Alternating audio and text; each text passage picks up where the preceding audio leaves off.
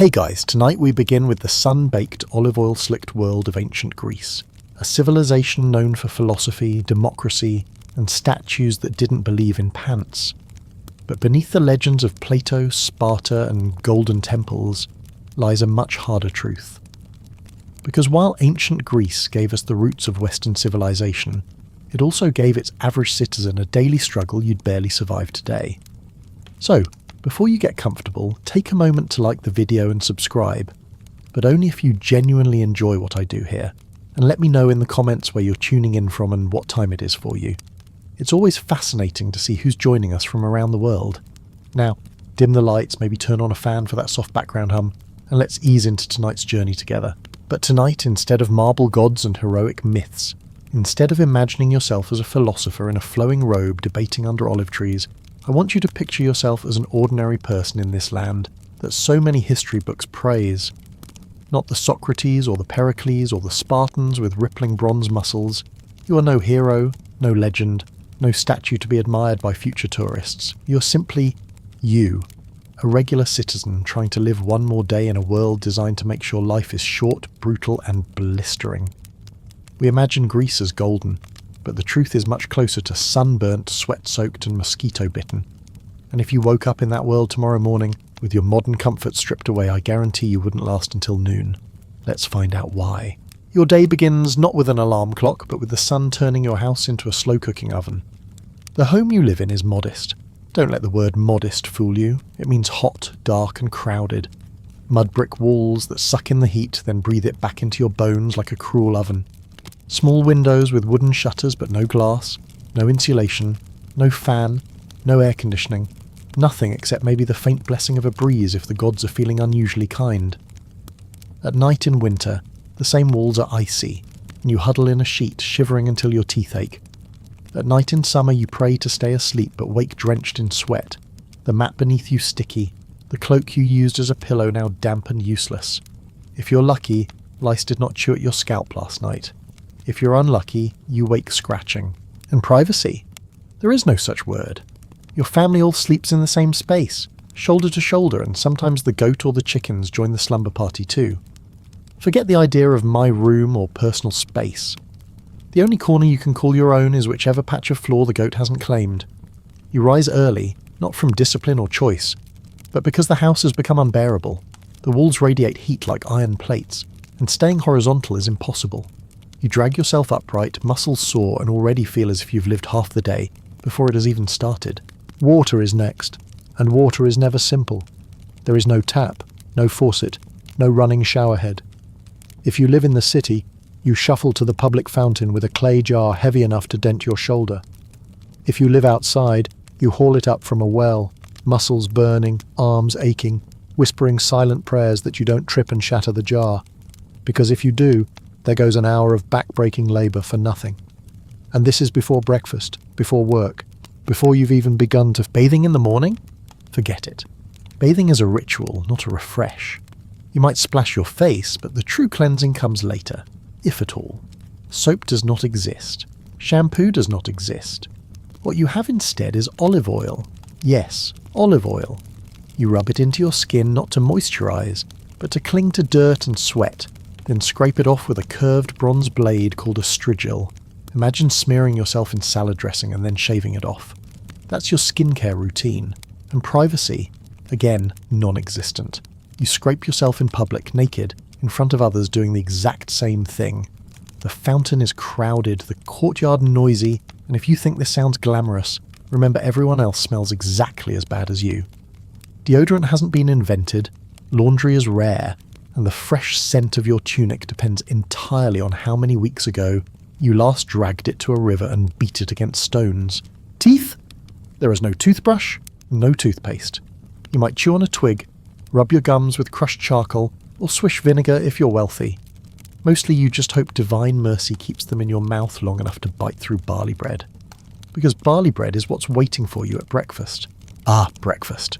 If you thought modern intermittent fasting was tough, welcome to the true masterclass. Your first bite of the day is called maza. Barley ground into flour mixed with water, baked into flat cakes on hot stones or in the ashes of last night's fire. It is dry, hard, dense. It cracks in your mouth like a brick. It has no flavour, no sweetness, no joy. It is fuel, nothing more. You chew and chew and chew, jaw muscles working like a donkey grinding grain. If you're lucky, you dunk it in watered-down wine because the water by itself is dangerous. Unfiltered, unboiled, full of whatever the streets have washed into the fountain, water is not your friend. So, everyone, men, women, children, drink wine diluted with water. Not to get drunk, but simply to stay alive. Imagine sending your kids to school with a cup of Merlot in their hands, and you've captured breakfast in ancient Greece. Now if you're wealthy, you might be blessed with olives, figs, or a smear of goat cheese. But you're not wealthy. You're average. You're lucky if your bread isn't stale enough to crack your tooth, or crawling with yesterday's flies. And if you're a woman, the irony gets sharper. You don't even eat with the men. Meals are divided by gender, and you wait until the men are finished before you eat what's left. So, not only is the food bad, it's delayed. Imagine watching your husband choke down his brick bread, nodding at him politely, and then finally getting your turn at the scraps. Breakfast is fast too. There are no chairs, no forks, no slow mindful eating. You sit on stools or simply the ground, you tear bread with your hands, you chew, you swallow, and you move on. No one lingers. No one scrolls their phone while sipping coffee, because there is no coffee. There are no eggs, no honey unless you know a beekeeper, no fruit bowls, no dairy spread, just dry bread, watered wine, and disappointment. And still, you eat it gratefully, because you need it, because the day ahead will wring you dry. And this sweaty, cramped, scratchy, flavourless start, this is the best part of your day. So you've somehow survived the sweatbox bedroom and the jaw-cracking barley brick of a breakfast. Your stomach isn't satisfied, your body still aches, and you're already sticky with sweat. Time to freshen up, right? Except in ancient Greece, freshening up doesn't mean what you think it means. Hygiene isn't about feeling clean, it's about performing a ritual that leaves you less disgusting than yesterday. Forget soap, forget minty shampoo, forget a towel warmed by the radiator. What you get is a jar of olive oil, a bronze scraper, and the faint hope that the gods aren't watching too closely. You rub the oil into your skin, feeling it mix with yesterday's grime, the dust of the streets, the sweat that clung to you in your straw mattress. Then you scrape it off with your strigil, a curved blade that peels away the oil in greasy streaks. Does it work? Sort of. You're no longer caked in dirt, but you're far from clean. Imagine rubbing vinaigrette all over your body and then shaving it away with a butter knife, or your neighbours do the same a few feet away, loudly, naked, gossiping about the latest war or who offended which god. Privacy isn't part of the programme. Hygiene here is communal, noisy and deeply unglamorous. Everyone smells. Everyone has stains on their tunic. Everyone is in the same sinking boat of body odour and sweat. If you own perfume, maybe a dab of myrrh or rose oil on your neck masks the worst of it. But perfume is expensive, reserved for the wealthy, and will be wasted the moment you step outside and sweat through your clothes. Your teeth? Sad story. Toothbrushes don't exist. Toothpaste is a fantasy of the future. You chew on twigs, rub your gums with charcoal if you're fancy, or swish a little vinegar if you can afford it. Mostly you pray, because dental hygiene here is more about divine mercy than routine care. And the smell? Let's just say that ancient Greece was a land where conversation came with more than just words. Now you get dressed, and if you think at least clothing will make you feel better, prepare for disappointment. Your wardrobe consists of two options: the kitten, a simple linen rectangle pinned at the shoulders, or the himation, another rectangle draped like a cloak. That's it. There are no fitted tunics, no zippers, no stitching to flatter your shape. You're essentially wrapping yourself in a bedsheet and pinning it with hope. Hope that the brooch doesn't slip. Hope that the belt holds. Hope that the Mediterranean wind doesn't expose you in ways you hadn't intended. There is no underwear. There are no bras. You're one gust of wind away from philosophical indecency. Shoes? Maybe you have sandals. Leather straps that bite at your feet and rub them raw as you walk across stone streets burning hot under the sun. If you're poor, you have no sandals at all, and that means bare feet on dirt paths trampled by goats and donkeys, littered with fish guts, manure and spilled wine from last night's revelry. Every step is a negotiation with pain. And don't imagine sunblock. The sun here is merciless. By midday your shoulders are burned, your tunic clings to you in all the wrong places, and your sandals, if you're lucky enough to have them, are caked with dust. This is your commute, your daily stroll. Even philosophers, yes, even Socrates served in war. You could debate the nature of justice in the agora one day and be ordered to pick up a spear and march the next. And yet this is not the worst of it. Because if you're a man, your life is not just about hauling water, scraping oil and chewing dry bread. Your life is about war. Not war as an occasional event, not war as a distant rumour, but war as a civic expectation, a fact of life. In Athens, in Sparta, in nearly every city-state, to be a free male citizen is to be a soldier. From your teenage years, you're training, marching, sparring, learning to fight in the phalanx. That famous wall of shields where your safety depends entirely on the man next to you not tripping over his sandals. In Sparta, training begins at age 7, brutal and merciless. A system designed to break the weak and harden the survivors. You're starved, beaten, humiliated, and told that pain is the only true teacher. In Athens, the training is less savage but still mandatory. 2 years of military service in your late teens, followed by decades of readiness. There is no opting out, and war is constant. Sparta against Athens, Athens against Persia, Sparta against literally everyone. Peace is just the pause between invasions. If you're wealthy, you can afford armour, helmet, breastplate, greaves, shield, spear. Bronze shines in the sun, protecting you as much as it terrifies the poor men standing beside you in leather scraps. If you're not wealthy, you fight with whatever you can borrow or beg. Leather tunics, wooden shields, maybe a spear if you're lucky. You are the first to fall. Your body is not protected, your name barely remembered, and the cruelest twist? You supply your own gear, bring your own bronze. If you cannot, you die without it. When you're not fighting, you're preparing. Sharpening weapons, training in the fields, rowing in the Navy's triremes. Long, thin ships powered by hundreds of sweating men crammed together with oars. Imagine rowing for hours, shoulder to shoulder, the smell of unwashed bodies pressing in, your muscles screaming, the overseer shouting at you to pull harder or be whipped. That is your naval service. No pensions await you, no veterans' benefits, no therapy for the nightmares of battle, just scars, limps, and perhaps a gravestone carved with praise about your virtue and courage, words that mean little to the wife and children you've left behind. And if you think life for men sounds unbearable, wait until you hear about women. In Athens, women have fewer rights than a decorative vase. You cannot vote, cannot own land, cannot hold office. Your role is confined to the home, the women's quarters, the gynekonitis. You wake before dawn to grind grain, spin wool, weave cloth, fetch water, bake bread, raise children, and manage whatever slaves the household owns. You are the CEO of domestic life, but without pay, respect, or even recognition. Your education is limited. Reading and writing? Rare, unless you belong to a particularly wealthy family. Philosophy, rhetoric, geometry, reserved for the boys. Your job is to marry, bear sons, and disappear quietly into the background. Marriage comes early, often in your teens, arranged by your father. Your husband is usually twice your age, chosen not for love but for alliance, for land, for money, for dowries. You're treated less like a partner and more like part of a trade agreement.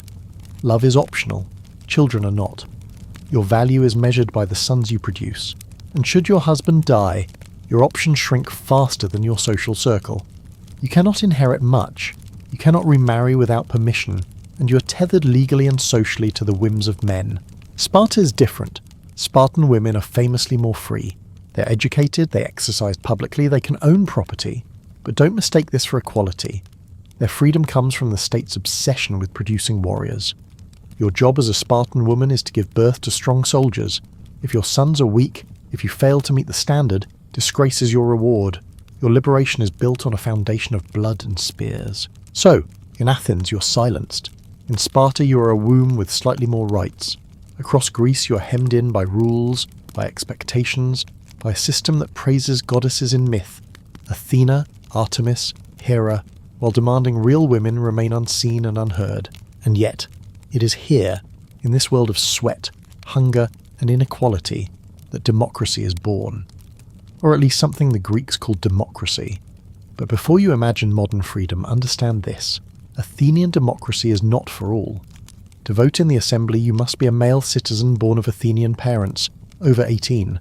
Women are excluded. Foreign residents, even those who pay taxes, are excluded. Slaves are excluded. Children are excluded.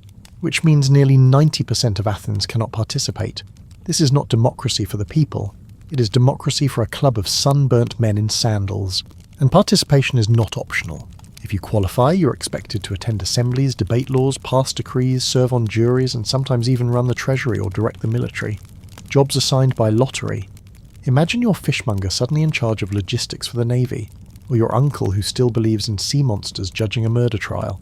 This is democracy, and if someone grows too popular, too powerful, or simply too annoying, citizens can write that person's name on a broken piece of pottery, an ostracon, and vote to exile them for 10 years. No trial, no appeal, just 10 years gone. Your crime? Being too famous, too admired, too successful.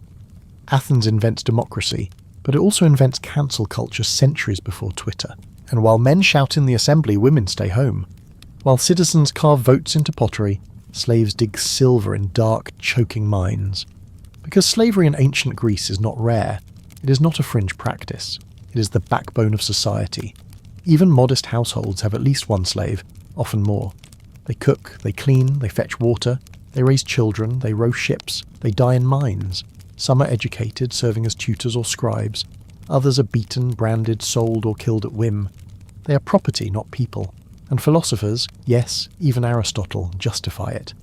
To him, some people are slaves by nature. That is the wisdom of Greece. Freedom and democracy for a few, slavery for the many. And this is only morning, only the beginning of your day. Already you're sweating, hungry and exhausted. Already you have scraped oil from your body, chewed bread that tastes like ash, walked barefoot across streets of dung, and remembered your duty to fight, to serve, to obey. And yet somehow, from this world of dirt and cruelty rose the temples, the plays, the poems, the philosophies we still admire. The brilliance of Greece was built not in spite of this hardship, but because of it. Still, for you, an ordinary soul transported back into this harsh land, your modern body, your modern habits, your modern mind would crumble long before the sun reached its peak. You wouldn't last a day. You think you have endured the worst of your morning, but the truth is, ancient Greece has only begun to test you. Because when your body is aching and your skin is sticky and your hunger is barely satisfied, the one thing you hope for is some sense of health, some safety net to catch you when illness strikes. And here is the cruelest part. There is no safety net. If you fall sick in ancient Greece, unless you happen to live next door to Hippocrates himself, your fate is in the hands of herbs, guesswork, and prayers to gods who are more interested in starting petty feuds than healing your fever. There are no hospitals as we know them. You do not lie down in a clean bed, hear the beep of machines, or feel the sting of antiseptic. If you're sick, you stay home, shivering under your cloak, while your family argues over whether you have angered Apollo or forgotten to sacrifice to Asclepius. Maybe a neighbour remembers a remedy. Chew garlic, rub vinegar on your chest, sleep under the open sky. Maybe the village healer offers you crushed poppy seeds to dull the pain, or boiled figs to rebalance your humours. But medicine here is less science and more gamble. The Greeks believe illness is caused by an imbalance in the four humours: blood, phlegm, yellow bile, black bile. Too hot, too much yellow bile, too cold, too much phlegm. Melancholy? Blame the black bile. The cure? Bleed the patient, starve the patient, purge the patient. None of this makes you better. Most of it makes you weaker. But when there is no concept of germs, when bacteria and viruses are thousands of years from discovery, this is the best they can offer: balance through suffering. And if your suffering grows too great, if your fever climbs too high, there is always the temple. Temples to Asclepius serve as healing sanctuaries. You sleep in sacred chambers, hoping the god of medicine sends you a dream revealing your cure. Priests interpret your visions and prescribe ritual baths, diets, or sacrifices. Sometimes it works. Sometimes you die in your sleep, your dream of healing turning into a final farewell. Surgery exists, but it is brutal. Without anesthesia, without antiseptic, even a simple cut can kill you. Imagine lying on a table while an iron knife carves into you. No numbing, no morphine. Just prayers and the sound of your own screams. If you survive, infection may still take you days later. Childbirth is worse. Women die often, infants die even more. A breech birth, a tangled cord, a shoulder that won't emerge. These are death sentences in a world without C-sections, without doctors who understand more than a handful of herbs. For every marble statue of a goddess, there are countless women buried quietly, their names erased by childbirth gone wrong.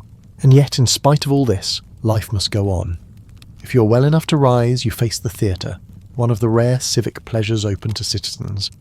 Imagine an open-air amphitheatre carved into a hillside. Thousands of men crammed shoulder to shoulder, sweat dripping, tunics sticking, all there to witness the day's performances. Plays last all day, tragedies followed by comedies, stories of gods and kings and ordinary fools mocked to the roar of the crowd. The actors wear masks with exaggerated expressions, the chorus chants and sings, and the audience does not sit quietly. They hiss, they boo, they cheer, they throw things if they disapprove. Theatre in Greece is not a polite night at the opera. It is raw, noisy and all-consuming, a democratic ritual of laughter and tears. Tragedy brings the house into silence. Stories of families destroyed by curses, of gods punishing mortals, of kings brought low by one wrong choice echo through the seats. You cry, loudly, publicly, tears rolling down your face with no shame. Because tragedy is not about one man's suffering, it is about all men's fate, a reminder that the gods do not care for human pride. And then comedy flips the mood. Suddenly politicians are mocked, philosophers are roasted, bodily functions are exaggerated, and actors prance around with enormous leather phalluses strapped to their costumes. It is crude, it is brilliant, and it is catharsis. From the theatre you stumble into the agora, the marketplace, where philosophy lives and breathes. And here, perhaps, your day becomes even more unbearable. Because as you shop for olives or barter for goat cheese, a man in a simple cloak stops you with a question. What is justice? He does not want a quick answer. He wants to drag you into hours of debate, peeling away every assumption you have until your head spins. This is Socrates, or one of his many imitators. Philosophy is not a classroom exercise. It is a full-contact mental sport, happening on the streets, in the shade of columns, in the dust of the marketplace. You cannot escape it. To live in Athens is to live surrounded by questions that have no answers, delivered by men who will not let you go until you admit you know nothing. And should you become too popular, too clever, too admired, beware.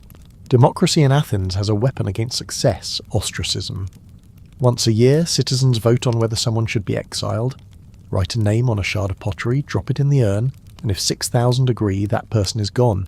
Not executed, not jailed, exiled, forced to leave the city for 10 years. No trial, no defence, just a sudden disappearance. Heroes are not safe. Generals are not safe. Even the most admired leaders can be banished when their fame becomes a threat. Imagine building your life, your reputation, your legacy, only to have it erased by your fellow citizens scratching your name on a broken jug. Democracy may be revolutionary, but it is ruthless. And so, life continues. Death is everywhere. Average life expectancy hovers in the 30s. Disease sweeps through cramped streets. The plague of Athens kills a third of the city during war. War itself claims thousands more, whether by spear, arrow, or starvation. Even the gods are a constant threat. Forget a sacrifice, insult the wrong temple, speak too freely about Zeus after 3 cups of wine, and divine punishment might strike you in the form of famine, plague, or something as absurd as a goat stampede. The gods are not merciful. They are temperamental, jealous, and deeply invested in their own dramas. Mortals are pawns, useful only as long as they remember to pray, sacrifice, and obey. Religion in Greece is everywhere. There is no dividing sacred from mundane. Every journey, every harvest, every birth, every war begins with ritual. You pour out wine to Poseidon before setting sail, burn offerings to Ares before marching to battle, honour Demeter before planting crops. Forget one prayer and you risk ruin. Step into the wrong sacred grove and a nymph might curse you. Insult Hera and your children suffer. Even Athena, goddess of wisdom, turns mortals into monsters when they displease her. The gods are everywhere, unpredictable, and terrifyingly human in their flaws. To live in Greece is to live in constant negotiation with unseen powers, never sure whether tomorrow's misfortune is your fault, your neighbour's, or your great-grandfather's long-forgotten sin. And after all this, the sweat, the hunger, the war, the plague, the wrath of the gods, you begin to realise that no, you would not last a day in ancient Greece. Not with your soft mattress, your hot showers, your toothpaste, your aspirin, your freedom to complain online. You would crumble before lunch, fold under the weight of sun and dust and divine anxiety. And yet the Greeks endured. They built temples that still stand, plays that still resonate, philosophies that still haunt classrooms, and political systems that, for all their flaws, inspired revolutions millennia later. They did not survive because life was easy. They survived because they made meaning out of hardship. They wrestled with chaos and carved beauty from it. And just when you think you cannot bear another step in their sandals, history turns its gaze elsewhere, across the sea to another story, one no less brutal, one no less human. The story of a queen in Britannia who dared to challenge the greatest empire of her age. Her name was Boudica, and her rage would make even Rome tremble. Prasutagus was supposed to have found the balance. He was king of the Iceni, a small tribe tucked into the windswept lands of eastern Britannia, far from the marble glory of Rome but close enough to feel its heavy hand. For years he walked the tightrope, bowing just enough to the empire to be left in peace, ruling his people as a client king, neither entirely free nor entirely enslaved. It was a compromise, and compromises are fragile. He had wealth, land, autonomy. Rome had obedience, taxes, and the assurance that Britannia would not rebel, at least not yet. And for a while, it worked. The eagle of Rome soared, and the wolf of Britannia lay quiet in its den. But death has a way of undoing even the most careful bargains. When Prasutagus died around 60 AD, he left behind not only wealth but a plan, a will scratched into parchment, an attempt to secure the fragile peace. He named the Roman emperor as co-heir alongside his 2 young daughters, believing that this gesture of loyalty would protect his family, preserve his kingdom, and satisfy the insatiable appetite of the empire. Perhaps he thought Rome would see his devotion and reward it with mercy. Perhaps he hoped his daughters would inherit safely under Rome's watchful eye. But he miscalculated, because Rome does not honour wills. Rome does not negotiate. Rome takes. The ink was barely dry on Prasutagus' death when Roman soldiers arrived, not as guardians but as predators. They stormed into Iceni lands, seized property, confiscated treasures, claimed livestock and homes, as though they were plucking fruit from a tree that had always belonged to them. The Iceni had no choice but to watch as generations of wealth were stripped away in a matter of days. But the theft of land and gold, brutal as it was not the wound that scarred Britannia. What Rome did next was worse. They humiliated the queen in public, before her people. Boudica, wife of Prasutagus, mother of 2 daughters, was flogged, whipped savagely as if she were a criminal instead of a sovereign. And then, in front of her, her daughters, still children, were violated by Roman soldiers. It was not punishment, it was not discipline, it was domination, deliberate cruelty, a message etched into flesh. You are nothing, your people are nothing, your gods are nothing. Rome intended to break her, but humiliation has a way of alchemizing into fury. Rome believed they had crushed her spirit. In truth, they had awakened a lioness. Boudica rose from the lashes, not broken but burning. Her pain was no longer hers alone. It belonged to her people, to every tribe that had been taxed, enslaved, mocked, or dispossessed. Word of her suffering spread through Britannia like fire through dry grass. The Trinovantes, once powerful but now strangled by Roman tribute, listened. The Corieltauvi, the Cornovii, even fragments of the Brigantes, all tribes who had endured Rome's arrogance, heard her voice. She did not speak like a queen. She spoke like a mother whose daughters had been stolen, like a woman whose body bore the scars of empire, like a warrior who had nothing left to lose. And in her voice they recognized themselves. Her speeches were not the polished rhetoric of Roman senators. They were raw, ragged, unvarnished. She named the dead. She called upon the gods of the groves and rivers, invoked the spirits of ancestors who had tilled these lands long before Rome's eagles darkened the skies. She spoke of stolen fields, enslaved children, sacred places defiled by marble temples. Her pain became their pain, and her fury became a call to arms. This was not rebellion. This was resurrection. Her army grew quickly. Farmers laid aside ploughs for spears. Hunters turned their bows from deer to legionaries. Former slaves, embittered and scarred, deserted their masters and swelled her ranks. Women joined too, not hidden in the shadows but riding openly, painted, shouting, chanting war songs. Even druids, keepers of ancient rites, lent their voices, claiming omens, reading the skies, declaring that the gods themselves demanded Rome's blood. And still Rome underestimated her. She was a woman, she was a provincial, she was an inconvenience. But in her chariot, with her flaming hair loose to her waist, her daughters beside her, spear in hand, she was more terrifying than any legionary cohort. She did not hide behind generals. She led from the front. She promised her people not safety, but vengeance, not peace but honour. She told them plainly, victory or death, and they followed. The first target was Camulodunum, once the proud capital of the Trinovantes, now a Roman colony stuffed with settlers, villas, and a temple to the Emperor Claudius, that marble insult built on conquered soil. To Rome, the temple was a symbol of triumph. To the tribes, it was a scar, a daily reminder of humiliation. And so Boudicca's army descended, tens of thousands strong, a wave of fury that crashed over the unprepared colony. Camulodunum had no walls. The Romans there were complacent, veterans grown soft, families lulled into believing their empire was unassailable. When the Iceni and their allies attacked, the city fell in days. Streets ran red, temples collapsed in flame, statues were torn down, villas smashed. The temple of Claudius, that towering marble insult, was besieged. Romans barricaded themselves inside, believing stone would save them. It did not. Within 2 days it burned, the roof collapsing as screams rose into the smoke. The survivors were few, their tales carried to Roman ears like whispers of apocalypse. But Boudicca did not linger. She knew Rome would strike back, and she needed momentum. From Camulodunum, her army marched south to Londinium, the young but thriving hub of Roman Britannia. Londinium was rich, crowded, full of trade and officials, the jewel of the province. When word reached Governor Suetonius Paulinus, he rushed back from Wales with his forces. He looked at the city, weighed his options, and made a choice as cold as iron. He abandoned it. He had too few troops to defend sprawling Londinium. To fight there would be suicide.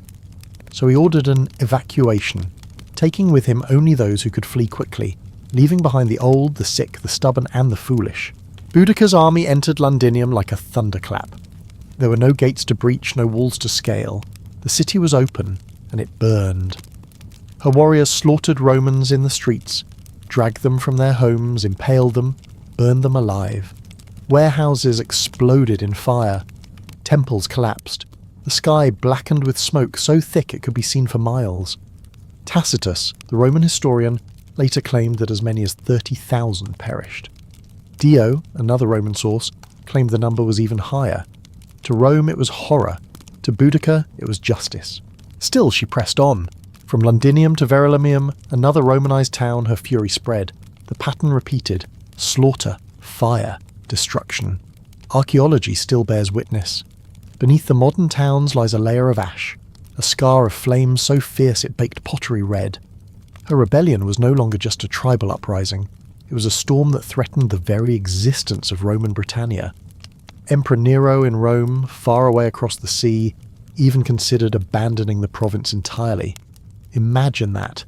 The empire that ruled continents, that built roads across Europe and aqueducts across deserts, trembling at the rage of a woman on a chariot. But storms, however fierce, consume themselves. With each victory, her army swelled but also slowed. Supply lines stretched thin, discipline frayed. Farmers turned warriors grew drunk on triumph, careless in formation, and Rome, battered but unbroken, regrouped. Suetonius Paulinus gathered his legions, hardened veterans drawn from across the province. He chose his battlefield carefully, a narrow defile bordered by forest, a place where Boudicca's overwhelming numbers would mean little. On that day, the Britons stood in their tens of thousands, some say 200,000, though the number is surely swollen by memory, armed with spears, axes, and fury. Behind them stood their wagons, filled with families who'd come to watch Rome fall, expecting spectacle, expecting victory. Before them stood perhaps 10,000 Romans, outnumbered, yes, but disciplined, armoured, drilled to kill as one body. Boudicca rode her chariot along the front, her daughters beside her, her hair a flaming banner in the wind. She reminded them of the lashes, of the rapes, of the stolen lands and burned homes. She called upon Andraste, the war goddess, invoked the ancestors, promised them freedom or a glorious death. Her warriors roared in answer. They believed the gods would fight with them. And then the battle began. The Britons charged, a wall of sound and fury, a tide of humanity rushing forward. But the Romans held. Spears flew, shields locked, gladies stabbed in precise murderous rhythm. The Britons crashed into iron and shattered. Again and again they came, and again they broke. Then the Roman line advanced, step by step, inexorable. The wagons behind the Britons trapped them, leaving no room to retreat. Panic spread. What had begun as a tide became a slaughter. By the end, the field was carpeted with corpses. Tacitus wrote that 80,000 Britons died, while only 400 Romans fell. The rebellion was broken, the storm had passed. And Boudica herself! Here history grows hazy. No chained queen was ever paraded through Rome. No public execution recorded. Some say she took poison, unwilling to be captured. Others that she fell ill and died quietly. She vanished as if the earth itself swallowed her. But her memory did not vanish.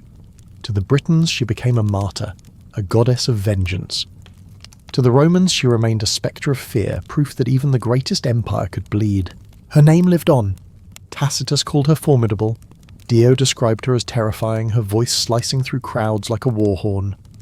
Later centuries remembered her not as a defeated rebel, but as a symbol. In London today, near Westminster Bridge, a bronze statue shows her standing tall in her chariot, daughters beside her, eyes on the horizon. Tourists pass without knowing that the ground they walk was once drenched in fire and fury. But her legacy lingers, not in the ashes of Londinium, but in the eternal question she left behind. What happens when the silenced rise? She was not perfect. Her rebellion was marked by blood, by massacre, by the deaths of tens of thousands.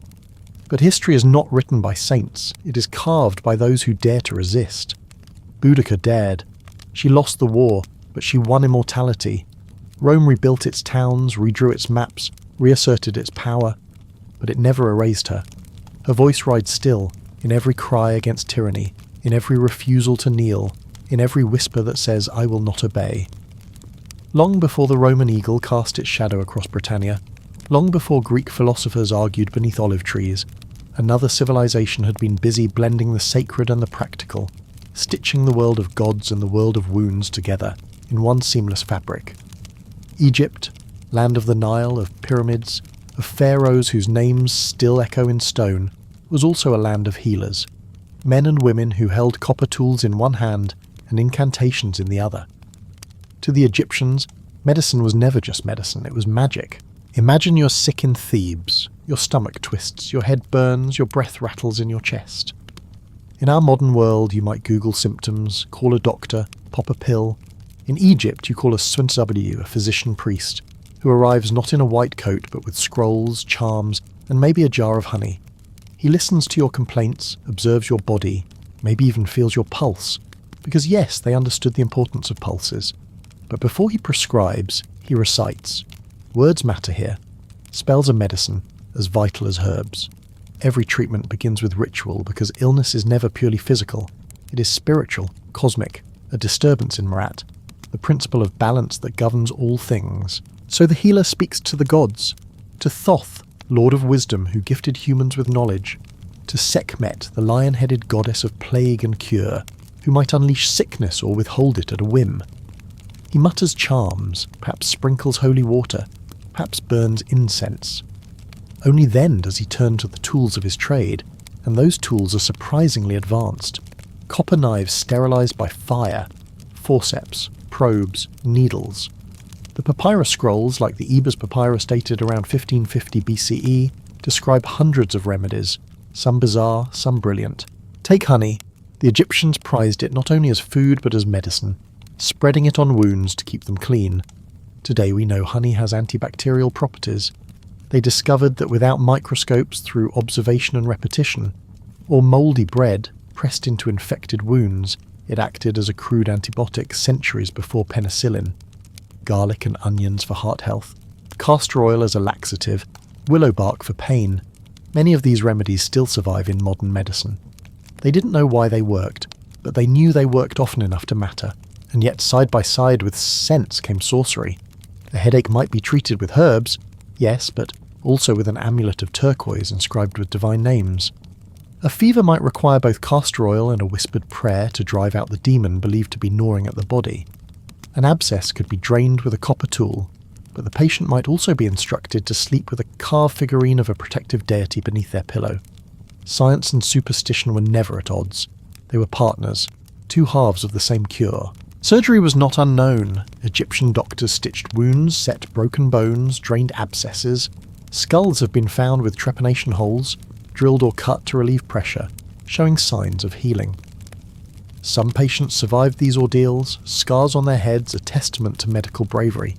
They even performed rudimentary dentistry, though it was crude and Egyptian bread full of grit from stone-ground flour wore down teeth so badly that abscesses were common. Imagine your molar throbbing while a priest chants to Thoth and then digs into your gum with a bronze tool. Comforting, isn't it? And childbirth. Few moments in Egyptian life were more perilous. Women gave birth squatting on bricks, attended by midwives, their lives and their babies' lives dependent on skill, chance, and the mercy of Taweret, the hippopotamus goddess of fertility and protection. Amulets of Taweret hung in households, her squat figure a talisman against the dangers of labour. Some women survived, many did not. But always the rituals surrounded them, chants to drive away evil spirits, prayers to the gods of life and death. Medicine in Egypt was specialised. Some healers focused on the stomach, others on eyes, others on wounds. They were respected, even exported. Neighbouring kingdoms sought Egyptian doctors to treat difficult cases, a recognition of their skill, and their knowledge spread, carried in scrolls, whispered in temples, passed across borders. For all the spells and strange rituals, there was brilliance here, a spark of scientific thought buried in the incense smoke. But for the Egyptians, healing was never only about the body, it was about cosmic order. A cough could be caused by dust, yes, but also by imbalance in the soul. A broken bone could be mended, but only if the gods allowed it. The Swandibulyu were not just physicians, they were mediators, standing between mortals and divinity, stitching together flesh and faith. And when you think about it, maybe they understood something we've forgotten. Because today we separate science from spirit. We demand data, evidence, double-blind trials, and yes, those matter. But the Egyptians knew that comfort matters too, that words, rituals, belief, all these can ease pain even when the body fails, that healing is not only physical but emotional, spiritual. Modern medicine still wrestles with that truth. Placebos work not because of sugar but because of belief. Ancient Egypt had no word for placebo. They simply called it magic, and they wielded it without apology. So imagine yourself ill on the banks of the Nile. The healer mixes honey with herbs, presses a poultice to your wound, whispers a charm to Sekhmet, and tells you to rest. You lie in a mud brick house, the sound of the river outside, the smell of incense thick in the air. Maybe you heal, maybe you don't. But for a moment you feel less alone, cradled in ritual, anchored in order. That is Egyptian medicine, not just cure but comfort. From the temples of Egypt, let us drift eastward, across deserts and mountains, to a land where medicine grew into an entire philosophy of balance. India, cradle of Ayurveda, the science of life. If Egypt saw illness as a fracture in cosmic harmony, India saw it as a disturbance in the great interplay of elements: earth, water, fire, air, and ether. And here, medicine was not a profession. It was a way of living. Ayurveda speaks of doshas, vata, pitta, kapha, each a blend of elements, each shaping not only your body but your personality, your tendencies, your vulnerabilities. Too much vata, and you're restless, anxious, prone to digestive troubles. Too much pitta, and you burn with intensity, anger, fevers. Too much kapha, and you sink into lethargy, heaviness, congestion. The goal is balance, always balance. When the doshas fall into harmony, health follows. When they fall into chaos, disease blooms. The texts are ancient. The Charaka Samhita, focusing on internal medicine, urging prevention as the first medicine. The Sushruta Samhita, a surgical manual so advanced it describes more than 300 procedures and 120 instruments. Imagine, over 2,000 years ago, an Indian surgeon performing rhinoplasty, reconstructing a nose with skin flaps from the cheek, while in the West noses were still being broken in tavern fights with no thought of repair.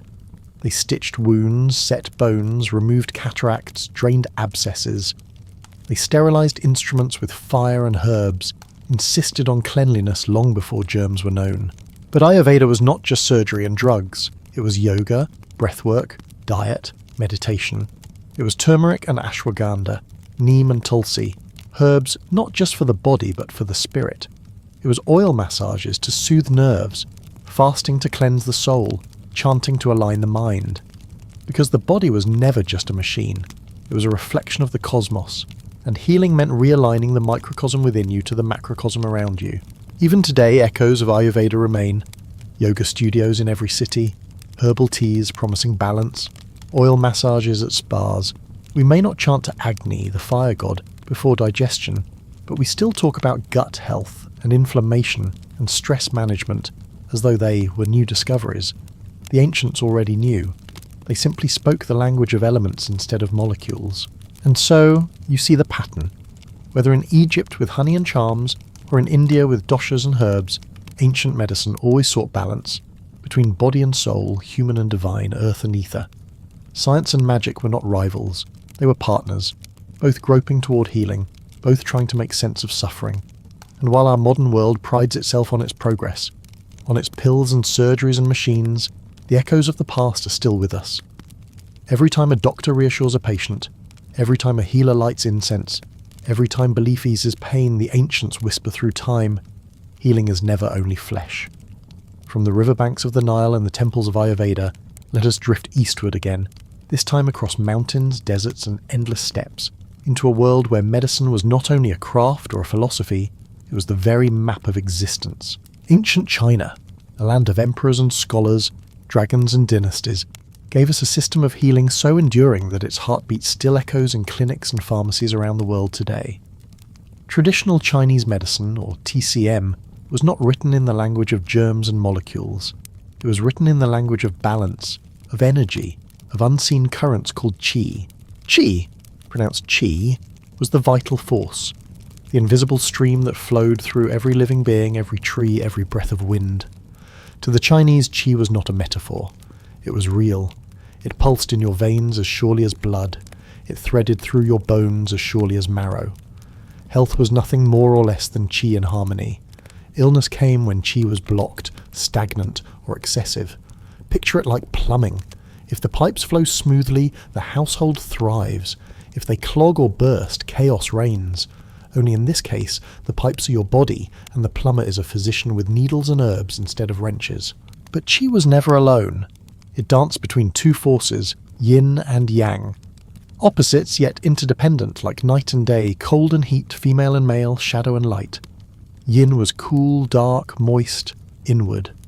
Yang was hot, bright, dry, outward. Every organ, every emotion, every function was classified under yin or yang. Health was the delicate balance between them. Too much yin and you grew sluggish, pale, withdrawn. Too much yang and you burned with fever, agitation, aggression. Harmony was life. Disharmony was disease. Layered atop yin and yang was the theory of the 5 elements: wood, fire, earth, metal, and water. Each element governed organs, seasons, emotions. Wood was linked to the liver and anger, fire to the heart and joy, earth to the spleen and worry, metal to the lungs and grief, water to the kidneys and fear. Illness, then, was not just a malfunction, it was a disruption in this cosmic cycle. Your cough wasn't simply mucus in your lungs, it was grief unexpressed, metal imbalanced. Your back pain wasn't just bad posture, it was kidney water weakened by fear. Every symptom was a story, and every cure an attempt to restore the cycle. Diagnosis was an art form. There were no stethoscopes, no MRI machines. The physician used their senses. They examined your tongue, its colour, shape, coating. They felt your pulse in multiple places at different depths, discerning subtle rhythms that to them spoke of hidden imbalances. They listened to your voice, its strength, its tremor. They asked about your dreams, your emotions, your bowel movements. Every detail mattered because health was never just in the body. It was in the soul, the seasons, the weather, the stars. And once the diagnosis was made, the arsenal of treatments opened wide. Herbs, vast catalogues of roots, leaves, minerals, animal parts, brewed into teas, powders, pastes, some bizarre, some brilliant. Ginseng to strengthen, licorice to harmonise, ephedra to open airways. Acupuncture, the insertion of fine needles into specific points along the body's meridians, channels where qi was believed to flow. To a skeptic, it looked like ritualized poking. To the ancients, it was surgery of the invisible. By pricking the right point, you unblocked qi, restored balance, lifted sickness. And astonishingly, even today, research shows acupuncture can modulate pain, calm the nervous system, reduce nausea. There was moxibustion, the burning of mugwort near acupuncture points to warm the body, to drive out cold and dampness. Cupping, where heated glass cups created suction on the skin, pulling stagnation to the surface. Massage, known as tui na, kneading muscles to move qi. Breathing exercises and movements, what we now call qigong and tai chi, designed to cultivate energy, strengthen the body, calm the spirit. Diet too was medicine. Foods were classified by their nature: warming or cooling, moistening or drying. A bowl of millet soup was not simply lunch, it was a prescription. And behind it all was the Yellow Emperor's inner canon, the Huangdi Neijing, compiled around 2,000 years ago. A text of philosophy as much as medicine. It explained health as harmony between man and nature. It spoke of winds that invade the body, of dampness that clings to the flesh, of heat that scorches organs. It taught that emotions could wound as surely as blades, that anger injured the liver, grief the lungs, fear the kidneys. To heal a person, you had to heal not only their body, but their world. And here lies the irony. In the West, centuries later, we discovered psychosomatic illness, the way stress or grief can cause physical disease. We discovered that diet matters, that lifestyle shapes health, that prevention is better than cure. The Chinese already knew. They simply told the story differently, through yin and yang instead of cortisol and inflammation, through qi instead of serotonin. But the truth was the same. The human being is not a machine with replaceable parts. We are ecosystems. Now, to modern ears, much of this may sound mystical, even absurd. Qi? Meridians? Heat and dampness invading the spleen? Yet dismissing it misses the point. For the people of ancient China, these ideas gave meaning to suffering. They provided a structure, a way to understand why the body fails and how it might be restored, and meaning as much as medicine heals.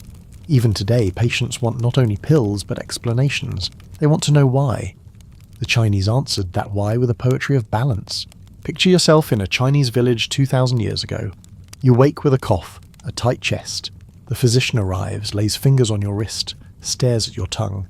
He nods gravely, declares that wind cold has entered your lungs, that grief has weakened your qi. He prescribes ginger tea to warm, licorice root to harmonize, cupping to draw out stagnation, a few slender needles along your back to open the channels. He instructs you to breathe slowly, to rest, to avoid damp foods. Does it work? Sometimes yes, sometimes no. But it gives you hope, direction, a sense that the body can be guided back into harmony. And in that, there is healing. Chinese medicine did not separate doctor and priest, science and ritual. The physician was both. Healing was not mechanical but moral, not merely technical but cosmological.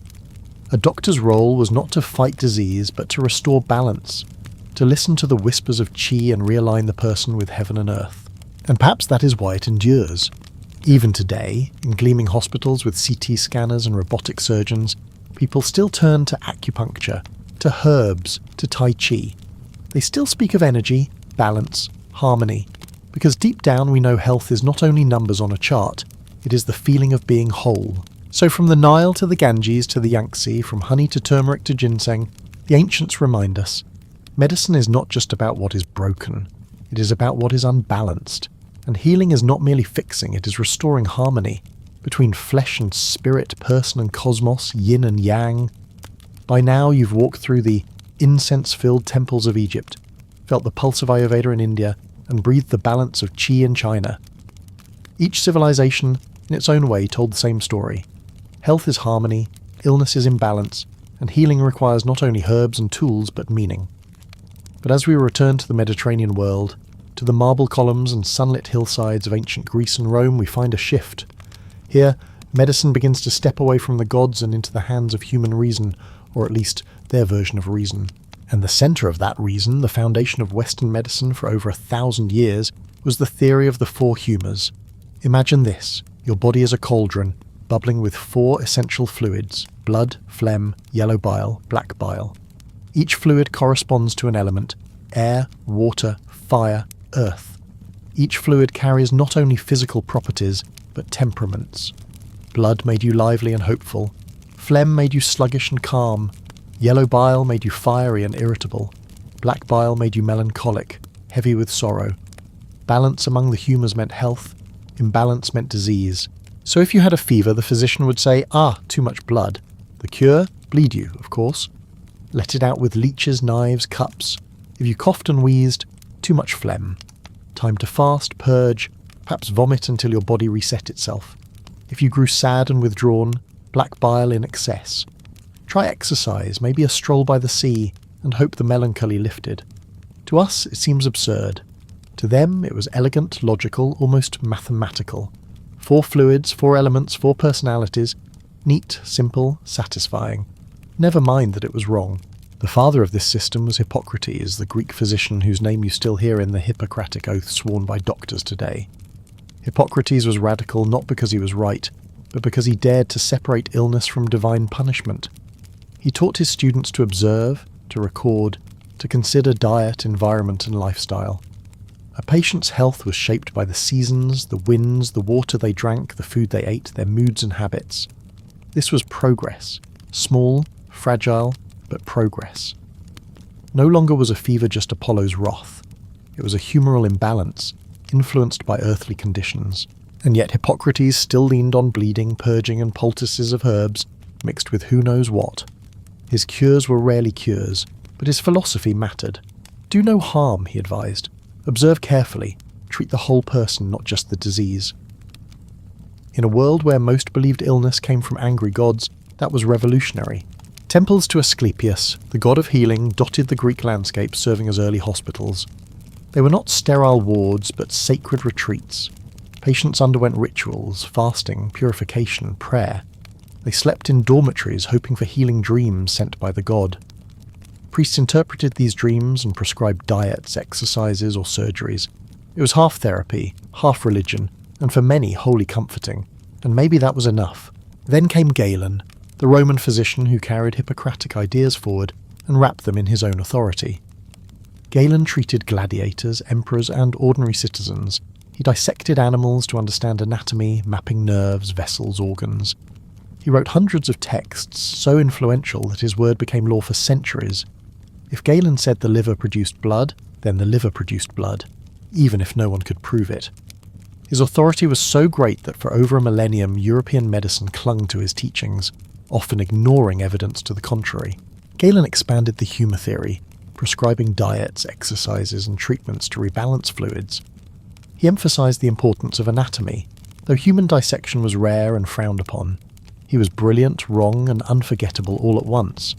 His influence stretched across Rome, through the Middle Ages, into the Renaissance.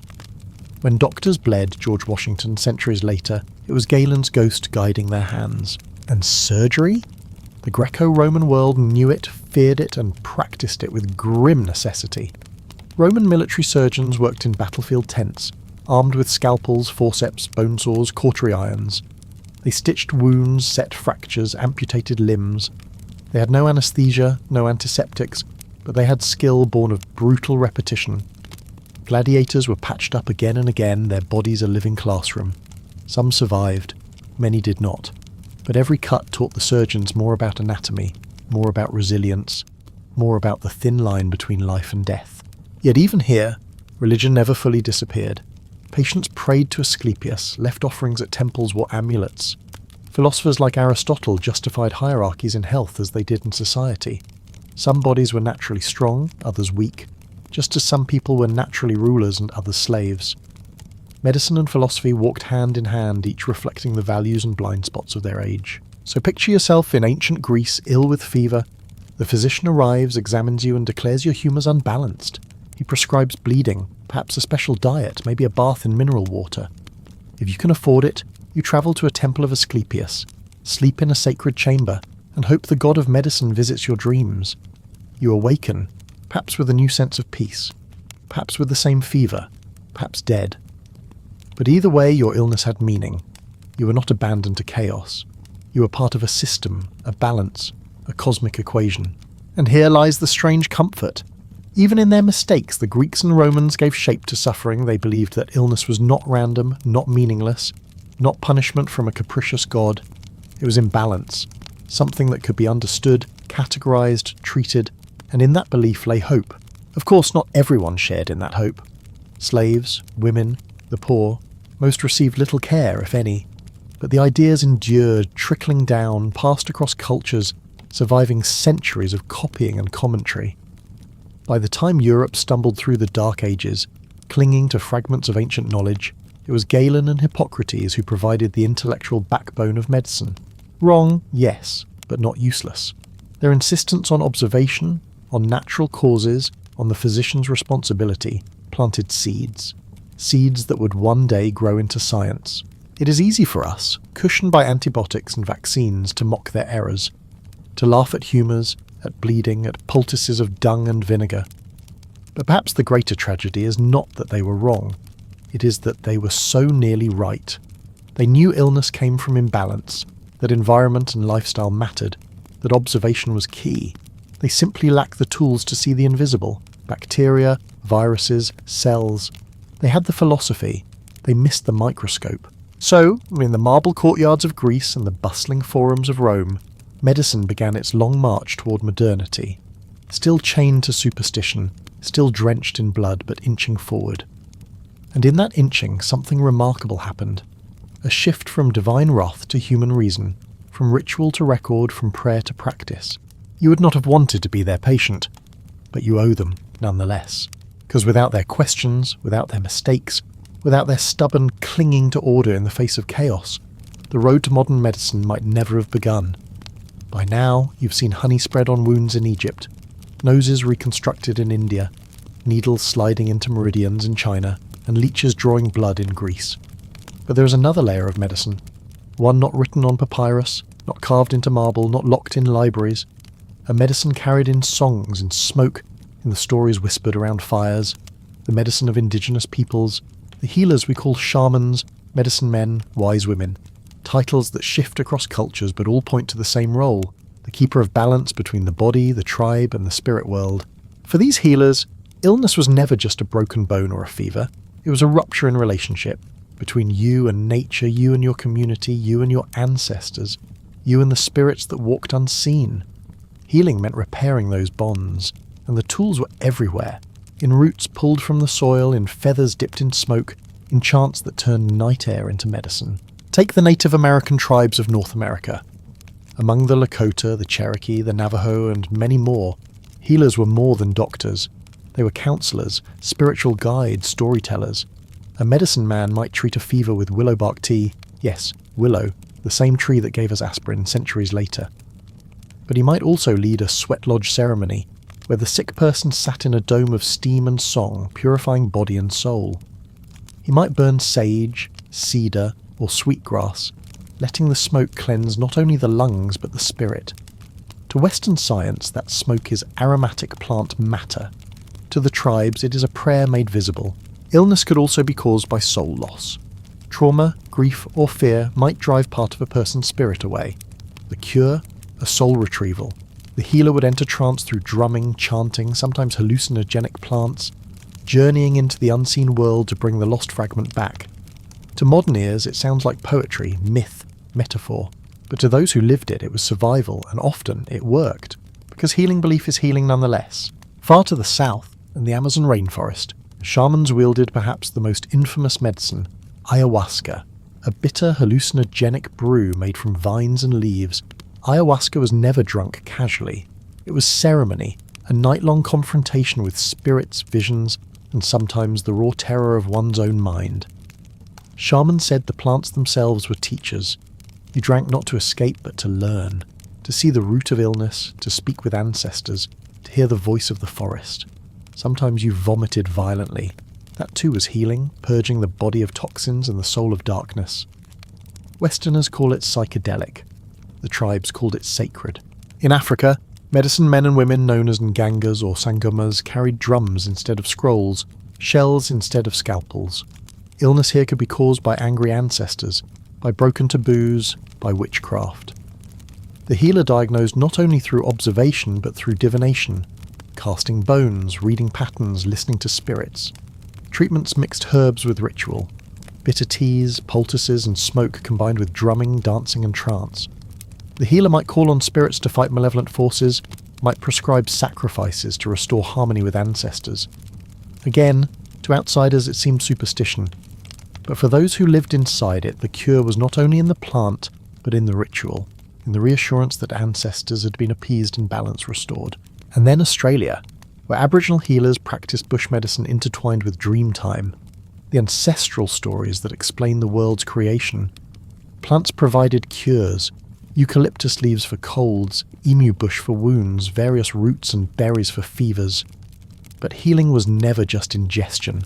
It was songlines, rituals that mapped the land and the spirit world together. To walk a songline was to reconnect with creation itself. A healer might sing over a patient, drawing strength from ancestral beings, weaving body, land, and spirit into one. What unites these traditions is not the exact herbs or rituals, but the worldview. Health was not isolation of body parts. It was wholeness. Illness meant disconnection from nature, from community, from spirit. Healing reconnected. A sweat lodge brought you back to the elements. Ayahuasca brought you back to the forest. A divination brought you back to your ancestors. A songline brought you back to creation. The medicine was the reminder, you're not alone. And here's the strange twist. Modern science, after centuries of mocking these practices as superstition, is slowly circling back.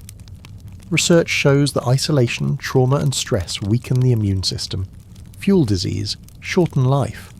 Community, ritual and meaning strengthen resilience. Psychedelics are studied in labs for depression and PTSD. Forest bathing, rooted in Shinto and indigenous practice, is prescribed for anxiety. Smudging with sage has measurable antibacterial effects. The ancients may not have known about serotonin or immune markers, but they knew the truth. Spirit and body are not separate. Picture yourself as a villager, feverish in the night. The healer arrives not with pills, but with a drum. He sings, he burns herbs, he lays hands on your chest. He whispers that your ancestors are watching, that you are not forgotten, that balance will return. Do you recover because the herb helped? Because the ritual soothed? Because belief gave your body strength? Perhaps all three. Does it matter which? To the one healed, no. Healing is healing. So whether on the plains of America, the jungles of the Amazon, the villages of Africa, or the deserts of Australia, the song is the same.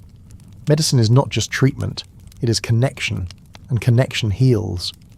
Long before medicine wore white coats and stethoscopes, it wore robes, amulets, and incense smoke. To the ancients, healing was never just about herbs or bones. It was about gods, spirits, and the invisible threads that tied human life to the cosmos. Illness was not random. It was punishment, imbalance, or a curse. And the cure required not only plants and poultices, but ritual, prayer, and the careful choreography of the sacred. In a way, every healer was also a priest, and every treatment a ceremony. Take Mesopotamia, the cradle of civilization, where scribes etched clay tablets not only with trade accounts, but with cures for disease.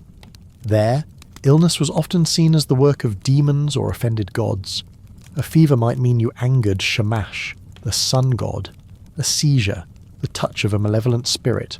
So a healer called an Asu or an Ashipu would come to your bedside armed not only with herbs but with spells.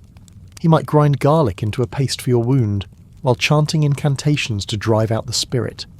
He might bury small figurines beneath your house to trap disease demons, much like setting a mousetrap. Medicine and magic were inseparable. Diagnosis began with questions not about symptoms, but about sin. What taboo did you break? Whom did you offend? Healing began with apology as much as with application. Ritual baths purified the body. Sacrifices appeased angry gods. Exorcisms expelled unwelcome spirits. And alongside all this, herbs soothed pain, oils softened skin, bandages closed wounds. To modernize, it looks like confusion, science tangled with superstition. But to the Mesopotamians it was order. Illness had meaning, and meaning could be mended. In Egypt, the line between priest and physician blurred even further. The very word for doctor, tsun, implied sacred knowledge. Every prescription carried not only ingredients but invocations. Before honey was applied to a wound, a prayer was spoken to Thoth, god of wisdom, or to Sekhmet, the lion-headed goddess who could unleash plague or grant healing. To heal the body was to realign with Ma'at, truth, order, harmony, the cosmic balance that governed not only health but the fate of the world.